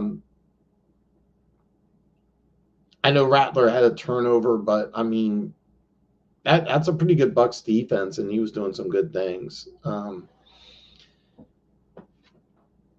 be honest, I have no idea who he's throwing to. It's a short week against a really good defense. So, but I wouldn't be surprised if Rattler has the best fantasy numbers. But I expect Knicks to get the win. But yeah, I don't feel like I gave you an answer. I think Rattler's the future, and I think he'll be impressive. But I'm almost tempted to put some action on Denver with injuries, and ESPN has it going up to 3. I haven't checked BetUS yet. Chargers or Vikings? I would go with the Chargers. Keep in mind. I like the Vikings defense overall better, and I like the fact that they're at home. The Lions offense is high powered. This is going to be a fun game. I mean, it's going to be a really fun game. I wouldn't be surprised if the Vikings end up getting, some sacks and some points. Arizona, I have no idea what they're doing. I really don't. And I really like the Chargers defense. I really do. It's also small note. I love teams on Monday night. I love teams on Monday night. It's personal preference. Personal preference. But yeah. Hey, John, you're welcome, brother. And the crowd goes wild. God, the crowd loves Perry. I need to do more sound effects, but yeah. Need to do more sound effects. Perry, you're spitting facts. I can't wait till we start doing like draft stuff because Jacksonville's going to pick high, and this is a good draft for offensive line. So now they have some decent tackles, but I'm not sold on the interior. But Jacksonville's going to be a fun team to talk about this offseason. And if you watch my video, I predict they'll make a coaching change. So.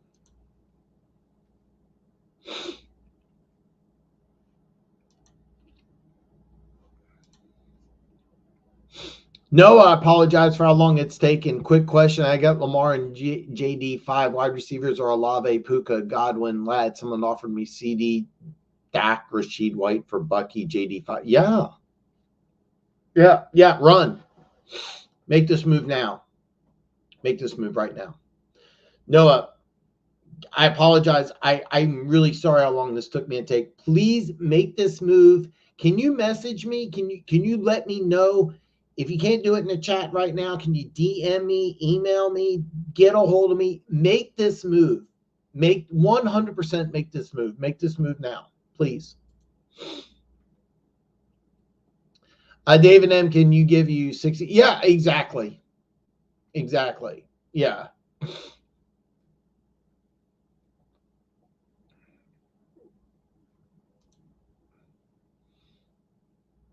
I thought this was the comment that you're talking about.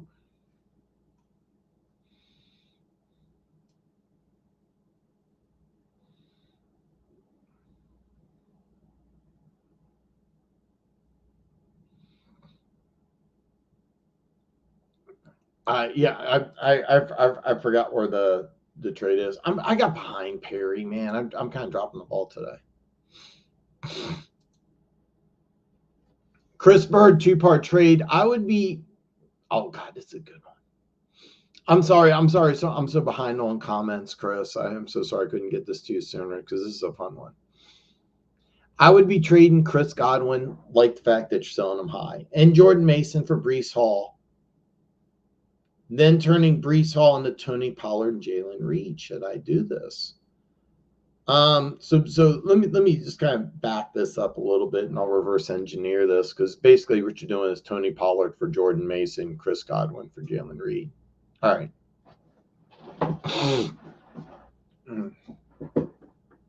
I like this move, and I'll tell you why. You're getting a massive upgrade with Pollard over Mason. Now you're substituting stability in Godwin for Reed, but I was convinced Reed was like coming out of college. I thought he's more of a punt kick return type of guy. He's really more than that. And I thought, well, he's going to be like number 2 guy with Christian Watson coming back, and they got Jacobs and they got Tucker Kraft, blah blah blah. Like he's in, they got Dobbs, but like Reed looks like something better. I mean, you got some massive upside. Long story short, yes, because you get a guy with Reed with some upside. You're selling Godwin at probably his highest, even though I like Godwin quite a bit. Tony Pollard's going to get you a lot more production than Jordan Mason. So you got some upside potential with Reed, and you already got your production with Pollard. You're, just to be clear, as long as you can do this trade, like I don't want you to give up 2 for Hall and then not be able to turn Hall into Pollard and Reed. But if you can do this, yeah, I would do this. And you're going to love Pollard. Tough matchup against Buffalo. Full disclosure, Denver Gators going to get really mad when I say this. Full disclosure, I fully expect Will Levis to get benched. They have Mason Rudolph there. When this happens, I fully expect the offense to get better, and Tony Pollard's numbers could get better. Even though Denver Gators going to get mad at that. Denver, if you're not aware, Denver Gators huge Will Levis fan.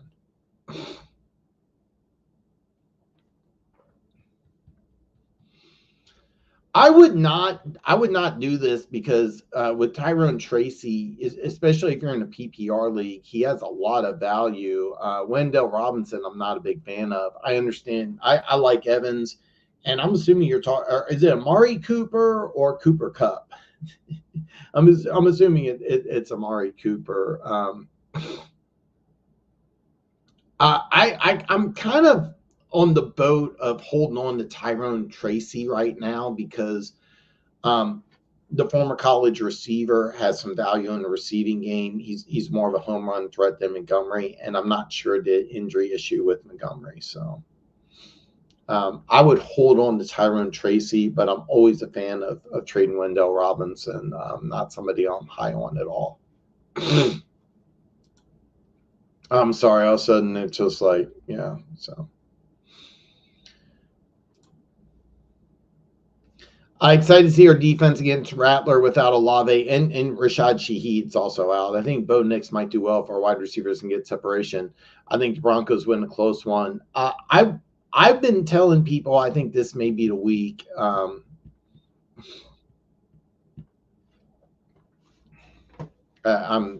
can't believe I literally was just thinking about the guy's name. I can't believe I forgot it.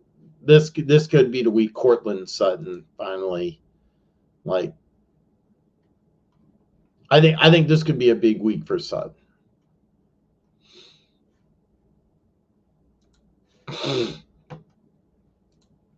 I'm sorry, I'm having some issues. Perry, biggest weaknesses are right tackle and no stars at receiver.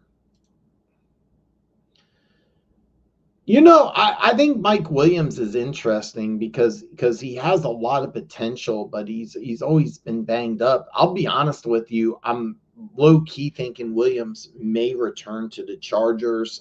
There's been talk in Chiefs social media that he would look good in a Chiefs uniform. But Mike Williams, I think you could have cheap, and I think he offers some upside with the injuries. With the injuries the Saints are having, I'm fully expecting him to end up back in, and I'm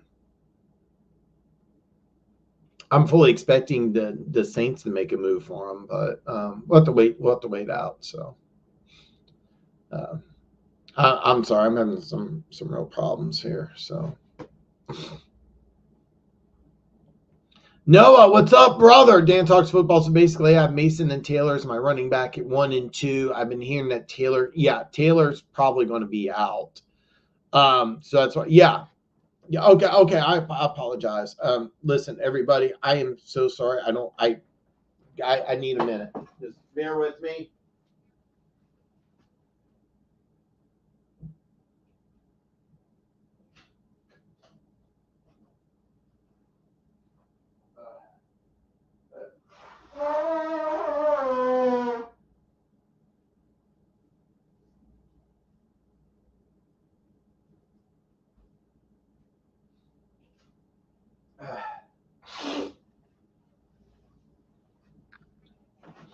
Guys, I am so sorry. I am so sorry. Something I should prepare for better, especially since I'm in the desert. So maybe I need to get a little humidifier in here from now on. But yeah. Yeah, I actually really love this move. And by the way, Mason's banged up. I don't expect him to have a good game. You may be able to scour the waiver wire for Isaac Garando. His backup had that 76-yard run against Seattle. I think it was Seattle. So yeah, I like this quite a bit. And by the way, if the shoulder injury ends up sidelining him, completely. I mean, you have some backup. But yeah, I love it. I love it. I'd love to hear Denver Gators say about this. So, it's kind of funny because Press Taylor's been offensive coordinator. He's a guy that they're thinking of that's been really discussed as possible head coach candidate in the past. Keep in mind with Jacksonville struggling, that's an issue. I'm taking a look at their coaching staff. Press Taylor, the offensive coordinator, is a guy that has been a popular name, believe it or not.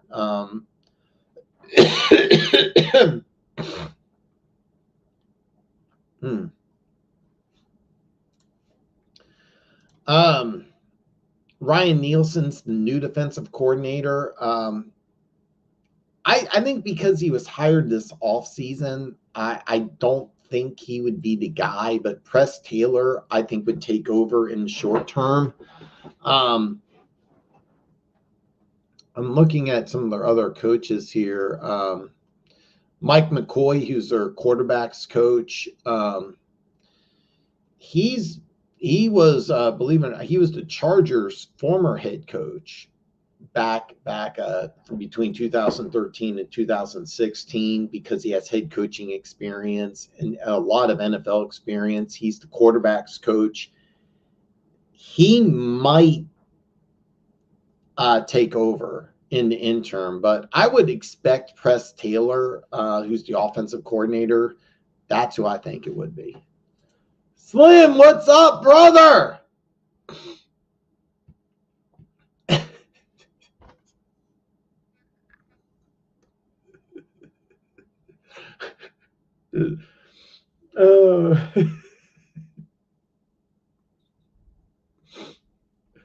Oh God, it's a good one. Adding Ryan is never good, but Tiffany's always a good thing. So I don't know what you do there. I wouldn't trade Ryan for a bag of chips, but oh God, I love this dude. I don't know who's available at wide receiver. It would be an upgrade. I think the Boise running back kid is special, but I think the days of running back in the first round may be over. Don't think picking top 10 would pick running back. It's funny, Denver Gator, I actually do think that he's a top 10 pick. And the reason why is I go back to Bijan Robinson. He was the 8th overall pick. And I mean, I want to see him run at the combine. I need to see a good time. I high 4.5s, low 4.6s. I want to see that he runs well at over 215. I want to see some good receiving ability. I want to see him at the combine, but I think if he does well at the combine, I think he's worth a top 10 pick. So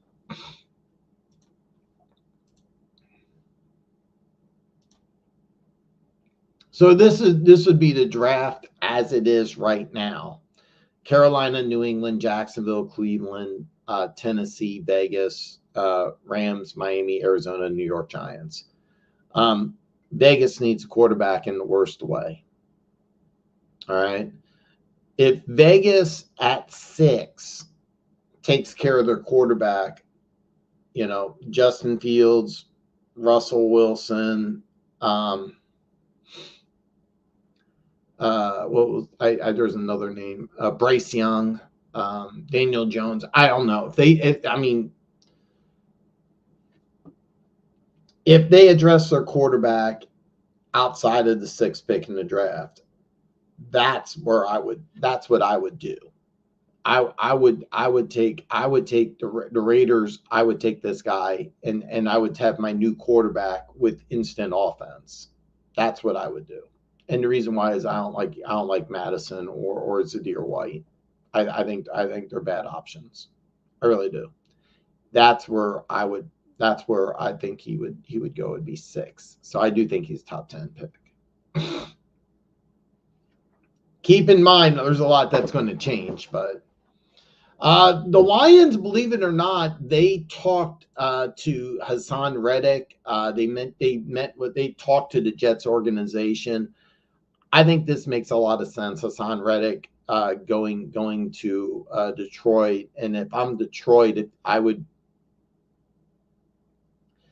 do the 1 year deal, but I would see what you can do. They assigned Al McNeil to a nice contract, smart move. But yeah, I think Hassan Reddick to Detroit makes a lot of sense. They've talked to the Jets, and they've also talked to I believe they've already talked to his agent. Remember, he signed with Drew Rosenhaus. If I'm correct, I think Drew Rosenhaus represents it's either Amon Ra or Jared Goff. So Waddle or Dobbs. I would go. I mean, Dobbs is the better matchup. All right. I mean, I think Dobbs. I'm sorry. Waddle's the better matchup.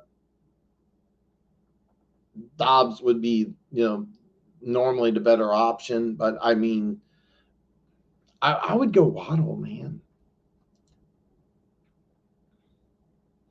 Yeah, I by the way, I mean, the Raiders need so much help on offense. They need quarterback.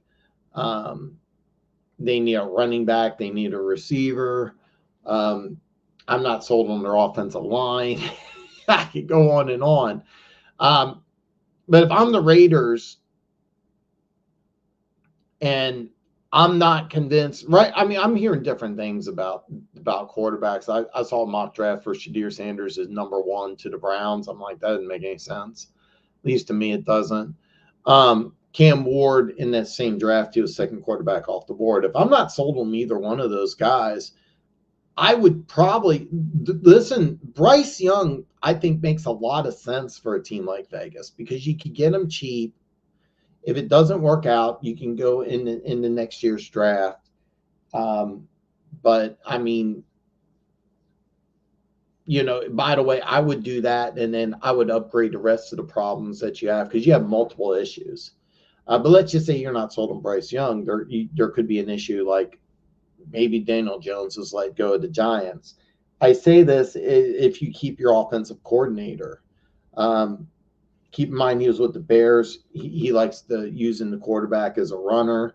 So Daniel Jones may be a viable option. I wouldn't have it be a long-term solution, but you could fix the rest of your team while you get somebody you could work with Daniel Jones. All right, I want to make sure I answer all these questions here because I've ranted way too much.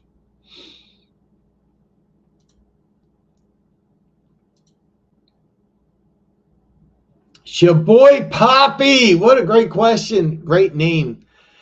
Trade Monty for Lamb.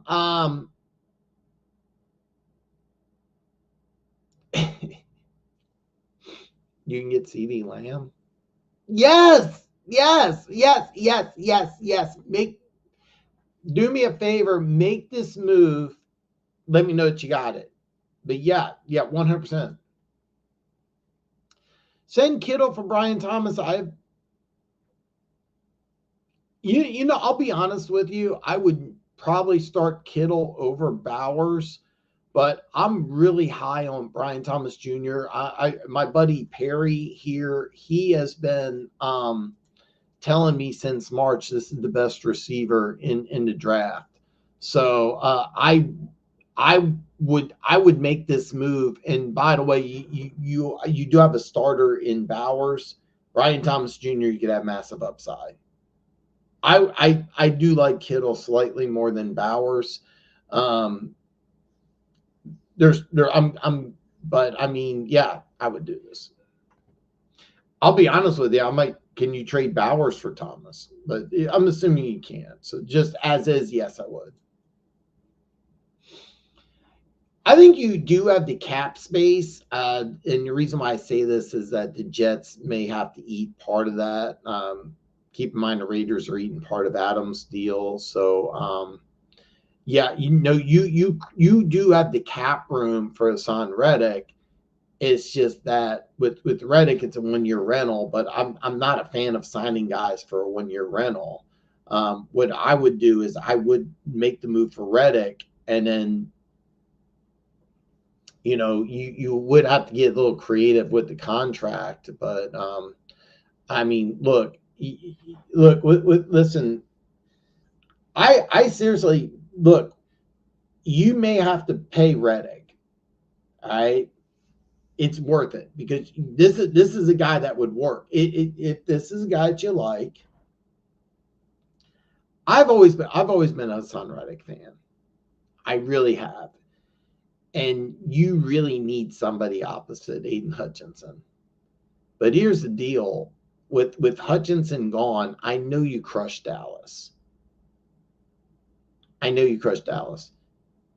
You're not getting to a Super Bowl without a pass rusher. You still got problems in the secondary. You got some youth. Can you sign Reddick long term? Probably not. Is it smart to pick him up for this year? Yeah, it really is. Listen, I mean, unless you want to try, you know, Chuba Hubbard, no, Sam Hubbard. I'm sorry, with the Bengals, who's solid, not spectacular. You want to go into the draft next year, trade up again.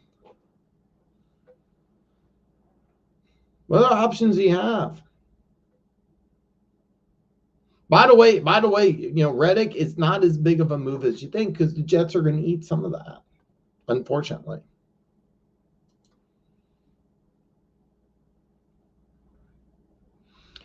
I think the Raiders would be the team that, keep in mind, only if they get a quarterback outside of the draft, that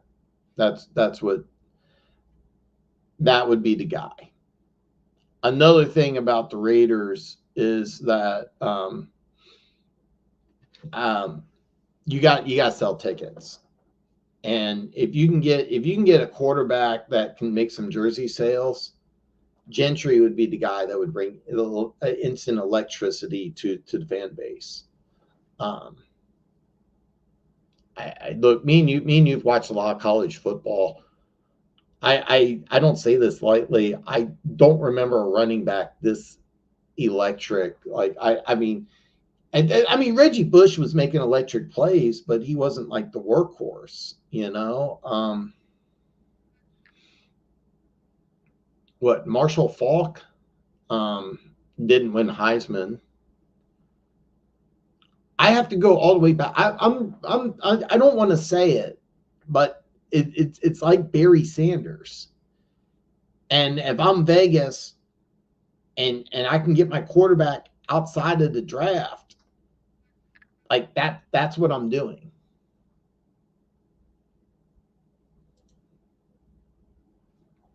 One flex, one wide receiver, Waddles, Stubbs, Singletary, R. Davis. Now, I'm always a fan of running back, a 3-down running back. Singletary may not play. A matter of fact, I don't think he will, and I don't like the matchup. Now, keep in mind, Tennessee has a pretty good defense, so I would go Waddle and I would go Davis.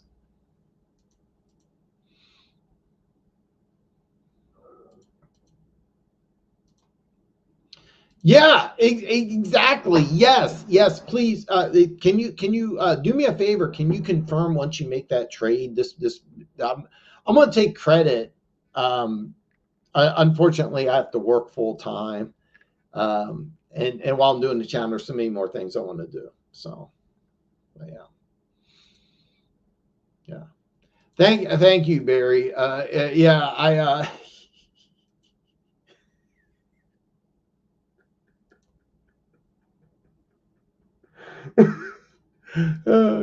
Noah, please confirm this. Oh God. At Denver Gator, I believe O-line and D-line are most important things in football. Then the quarterback, top O-line and D-line trumps all positions. Towns equal. Yeah. And here's the thing: the Raiders have some young players on the offensive line, but they don't have it completed. The D-line could be really, really, really special. This might be a situation where during the offseason, you may be able to fix your quarterback situation. So, Sanchez, what's up, brother? What do you think about Brian Thomas Jr. and James Cook for Kenneth Walker and Olave? So Olave has a concussion. All right, so he's not going to play this week. As much as I love Olave, without Shaheed and you have a rookie quarterback, the value is way down.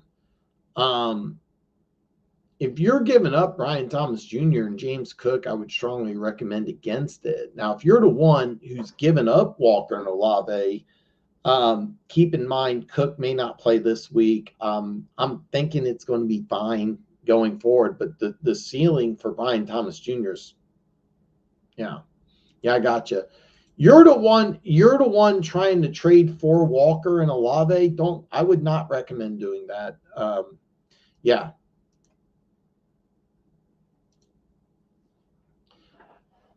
I might butcher the name here. Rajnoff. I'm butchering that. So, yeah. I was offered Devontae Adams for Mixon. My running back room is Barkley. Nice. Hall, Kyren, Mixon, and Chubb.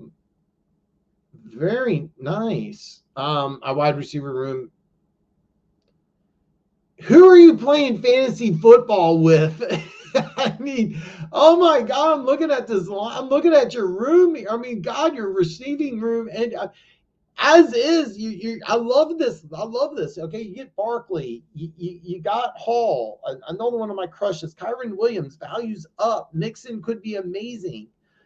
Bradley Chubb, I wouldn't play him this week, but maybe next week could be as good as anybody.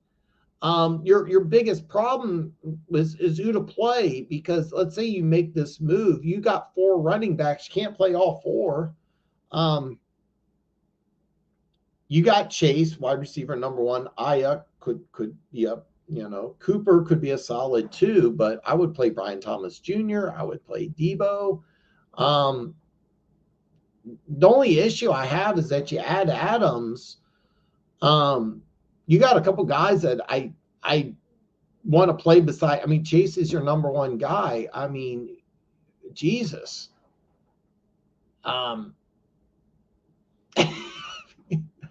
Is it? I mean, are you're doing a 2? Oh God, this team is awesome. Oh my God, are you? Yeah, I'm assuming you're doing a 2 receiver, 2 running back flex. You've got to be like in an 8 or 10 person league. The short answer is I would absolutely do this, but I'm at a loss of, like, it's kind of funny because, like, who the hell are you playing? Because I mean, I'm gonna level with you. Chase is your wide receiver number 1. I don't know who would be my 2. I mean, do I go with Debo? Do I go Ayuk? I don't know. Brian Thomas Jr.'s got massive upside. I wouldn't. I mean, the only problem I have is that with this receiving room, I don't even know if Adams would start. I mean, God, I would make this move, but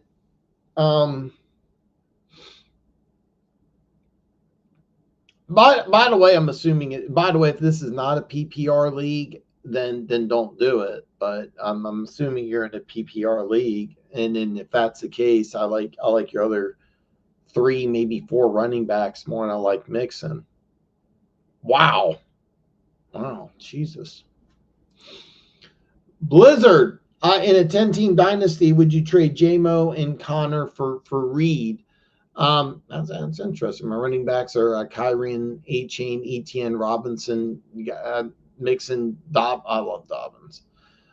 Mason, my wide receiver is Garrett Wilson, Metcalf, BTJ, Devontae, and Oduze. So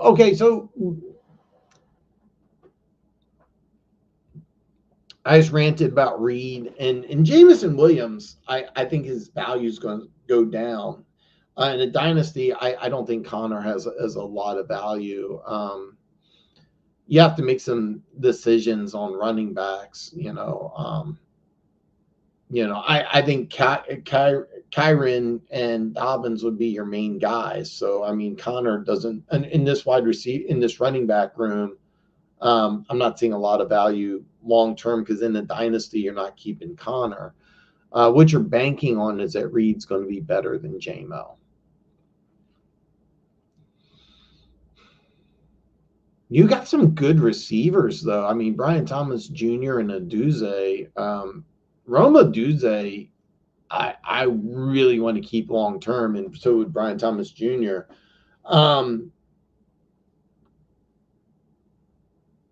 In your dynasty, how many players can you keep? Because if you're capped on 2 receivers, I'll be honest with you, I might want to keep Oduze and Brian Thomas Jr. more than I want to keep Reed, but I don't have that answer. I do think you have more upside with Reed than JMO, but I don't recognize you, so you maybe haven't heard me use this before. I use it a lot. It's what's your favorite flavor? Do you want chocolate or strawberry? I personally would do this because I like Reed a little more than I like JMO. Keep in mind, out of these receivers that you have, Brian Thomas Jr. is the guy I'm kind of circling. Like that's the guy I want to keep long term. I like Odunze's upside too, a little more than Reed, even though Reed will probably have more production this year. But yeah, I like it just a little bit. But I like Reed more than I like JMO. You'll probably get somebody that will tell you JMO's better. So yeah, that's another thing. I mean that's it. TC Target Aguilar. Yeah, I'm sorry it took so long, brother. Would I trade Etienne and Debo for Justin Jefferson and Singletary? I by the way, like I would do this. Keep in mind, I don't think Singletary has any value. All right, I don't think Singletary has any value. And Debo does have a lot of value, but I think that you're kind of, I mean, you're splitting a lot of touches in San Francisco, even though as a running back, I mean, he has a lot of value. I'm making this move because I think A-Chain's value will go down because I think Wright will get some touches. I think Mostert will be the running back number 1, and I don't trust A-Chain to stay healthy. You can't bank on Singletary doing anything. I think Tyrone Tracy will replace him. So making this move, I'd feel a lot better knowing you had to answer. And I remember you from earlier, so I think you have a running back. But do I make this move? Yeah, because I think as far as fantasy football is concerned, I think I would go CeeDee Lamb and then Justin Jefferson. If I was going to pick, maybe Jefferson over CeeDee Lamb, but yeah, I would look, man, if you can get Justin Jefferson, get him. Look, you're playing in dome. You got Darnold. Addison can take enough off, and Hawkinson can take enough off. This is a guy who could easily every week get you 101, 100 and a touchdown every week. You're probably with here's the thing with Debo, it's going to be hit and miss. I mean, his best games with being a running back could be 30, 40 points, but he'll also have that 8 to 10. I mean, with Justin Jefferson, you're looking at almost 20 points every single week. Yeah, you still have to pick up a running back, but yeah, I would make this move. I think that highlight Justin Jefferson. Chicken Wing, what's up, brother? Would you trade Hubbard and Lab? Going for DK Metcalf team with DK is desperate for a running back. I'm really, really high on Chuba Hubbard. You're getting a lot of production out of this kid, especially if you're in a PPR league. So if you're going to make this move, and I get why I'm not high on Ladd McConkey. I'm really not, and maybe you need a receiver, but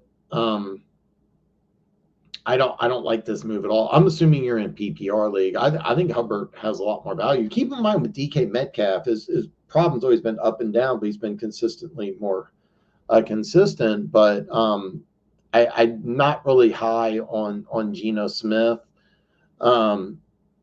Jackson Smith and the Jigba's going to be producing more and more as well. So I'm not a fan of this trade. I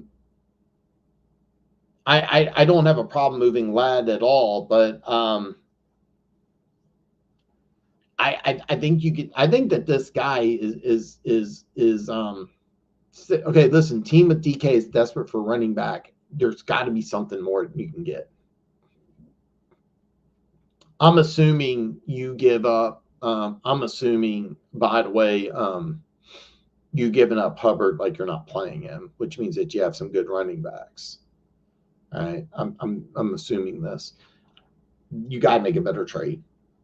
This is a good opportunity because that guy is desperate. He's going to give you more than DK Metcalf, and there's got to be something else you can get. Let me know. Let me know. I'm wrapping up in the next couple of minutes, but let me know. I agree, Perry. I want to make sure I answer all the questions, but I do have to wrap up in the next couple of minutes. I got CeeDee Lamb, but I'm thin at running back. Which of my wide receivers should I trade for a running back? Kupp, Neighbors, Adams, Nico, Olave. Thank you. Well, I mean, let's be honest. I mean, let's go with okay. Kupp's not going to play this week. Neither is Olave. Nico Collins is out for a couple weeks. I would, since you got CeeDee Lamb, all right, let's do this here. You need a running back, okay? Going forward, Adams is going to probably be consistent in points, okay? You have to figure out which one you're going to get the most value on with Kupp, Neighbors, Nico, and Olave. Olave, maybe the guy that loves Ohio State, loves the Saints. I don't know. If you can get anything, great. I love Nico Collins coming back, but you don't need Nico and Kupp. All right. I would keep Adams.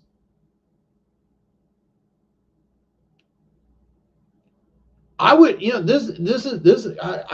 gotta wrap up here, but I would love to dive into this into a lot more detail. Do me a favor, stay in touch with me. My social media is below. There's also going to be Fantasy Football Thursdays. I would reach out in your league and just say, hey, I have Nico and Olave for sale, buyers, more than likely. But I would be, I'm going to level with you, man. I would keep Adams. You got CeeDee Lamb. I would try to move either Kupp, Nico, or Olave.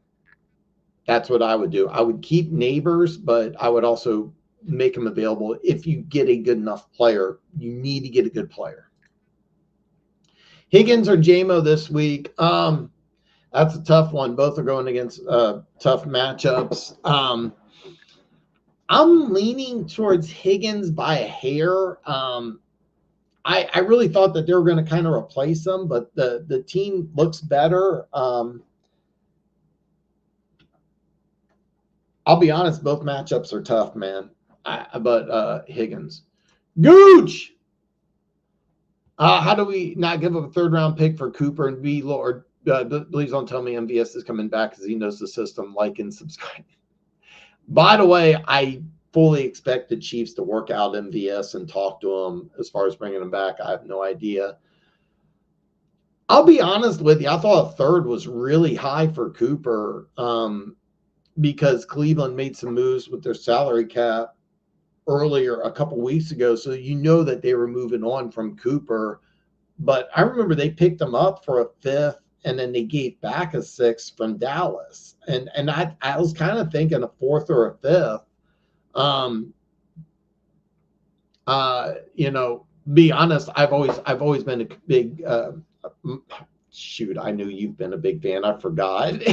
For those of you who don't know, Gooch is a Bama fan. So I've been a huge fan of Amari Cooper since he was at Bama. And I loved him when he was a Raider, believe it or not. But I thought he would go for less, to be honest with you. But we'll find out. But yeah. Well, he was so in college he was more of a running back, but he did a little bit of everything. So did Christian McCaffrey. So Hoop Bully. Oh, I love it. I have Adams and Wilson. So what would you do? Garrett Wilson and Kareem Hunt for neighbor. I have a lot of depth. So God, I think you're giving up way too much for neighbors. I mean, God. You have Adams and Wilson.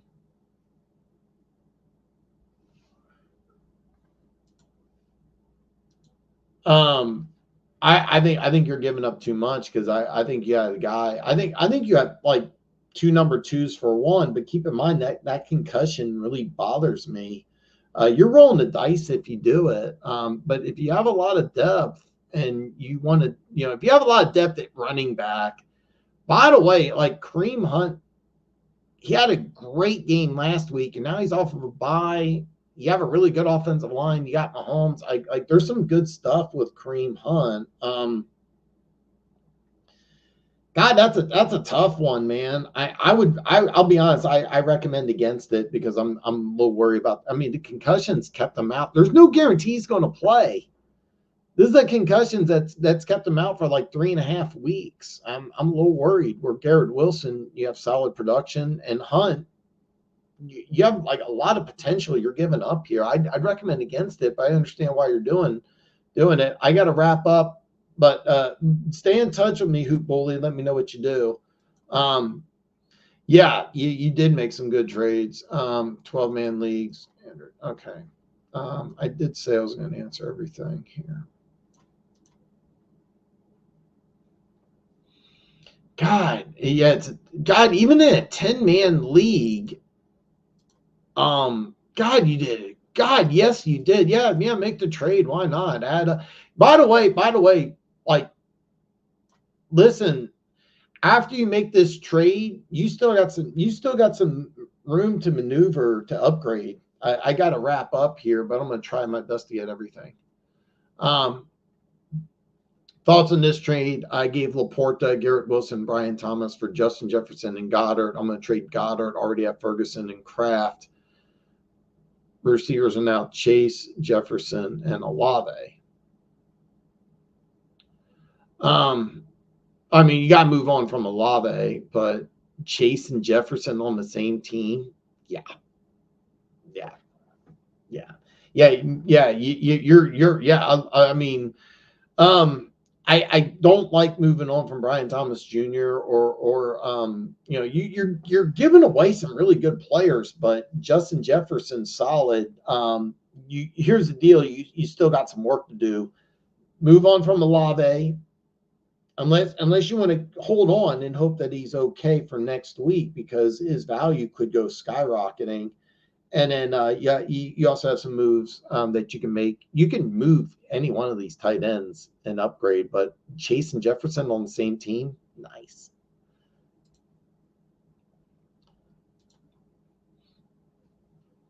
Oh, that's solid. And how'd you pick up Kraft off waivers? I'm trying to trade for Jordan Love. I have Murray, but the person I'm trading with needs a running back. I have Hubbard, Mason, Hunt, Aaron Jones. Who should I give him? Oh God. So I'd hold on to Hubbard. I would move on from Mason. The injury bothers me a little bit. I think they're going to start Isaiah Garando, I think, is going to get some touches. Aaron Jones, of course, is banged up, but Hubbard's the guy I want to hold on to. I would move Mason. I would also consider moving Aaron Jones, even though I love Aaron Jones quite a bit. But Hubbard is the guy you want to keep.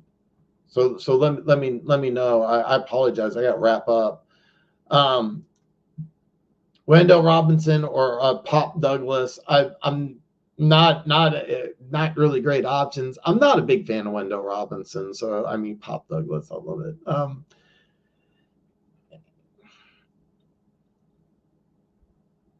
I'm not just because I'm not Wendell. I apologize. I got to wrap up, but I'd go Pop Douglas. Jeff, do me a favor.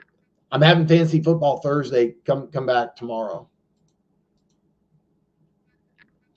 Lex, I'm sorry I didn't get to you until now, and I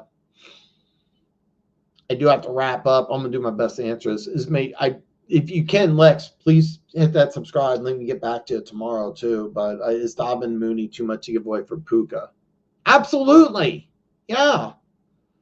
Dobbins may lead the NFL in rushing, and Mooney's got potential. You have no idea what you're getting with Puka. Absolutely, it's too much. You got some good players here, but I understand. I understand, but I'm still not a fan. Still not a fan. This goes back to my hating the Giants overdrafting for him, but I understand, but I'm not. Look, I'm 5'8", 160. He's about my size. And by the way, if Anthony Thomas getting hurt, that things could change for the worse. But I'm aware. Listen, Dobbins, if healthy, could lead the NFL in rushing. This is way too much. Way too much. I do like your running back room though. I mean, I love Breece Hall. I have a man crush on him. Aaron Jones, solid. You got Jordan Brooks. That's good. Yeah. Listen, do not make this move. Lex, please don't make this move. Thanks, man. Let me know, man. I hope you hit subscribe. Guys, I apologize. I didn't have a chance to answer everything like I wanted. I went on some long rants, but I will be back tomorrow for fantasy football Thursday. Have a great night. I hope everybody comes back tomorrow. Check out my week 7 picks video. I'm on Twitter or X, whatever you want to call it. I'm on Instagram, or you can go old school. You can always email me at dantalksfootball@yahoo.com. I'll see you all back tomorrow.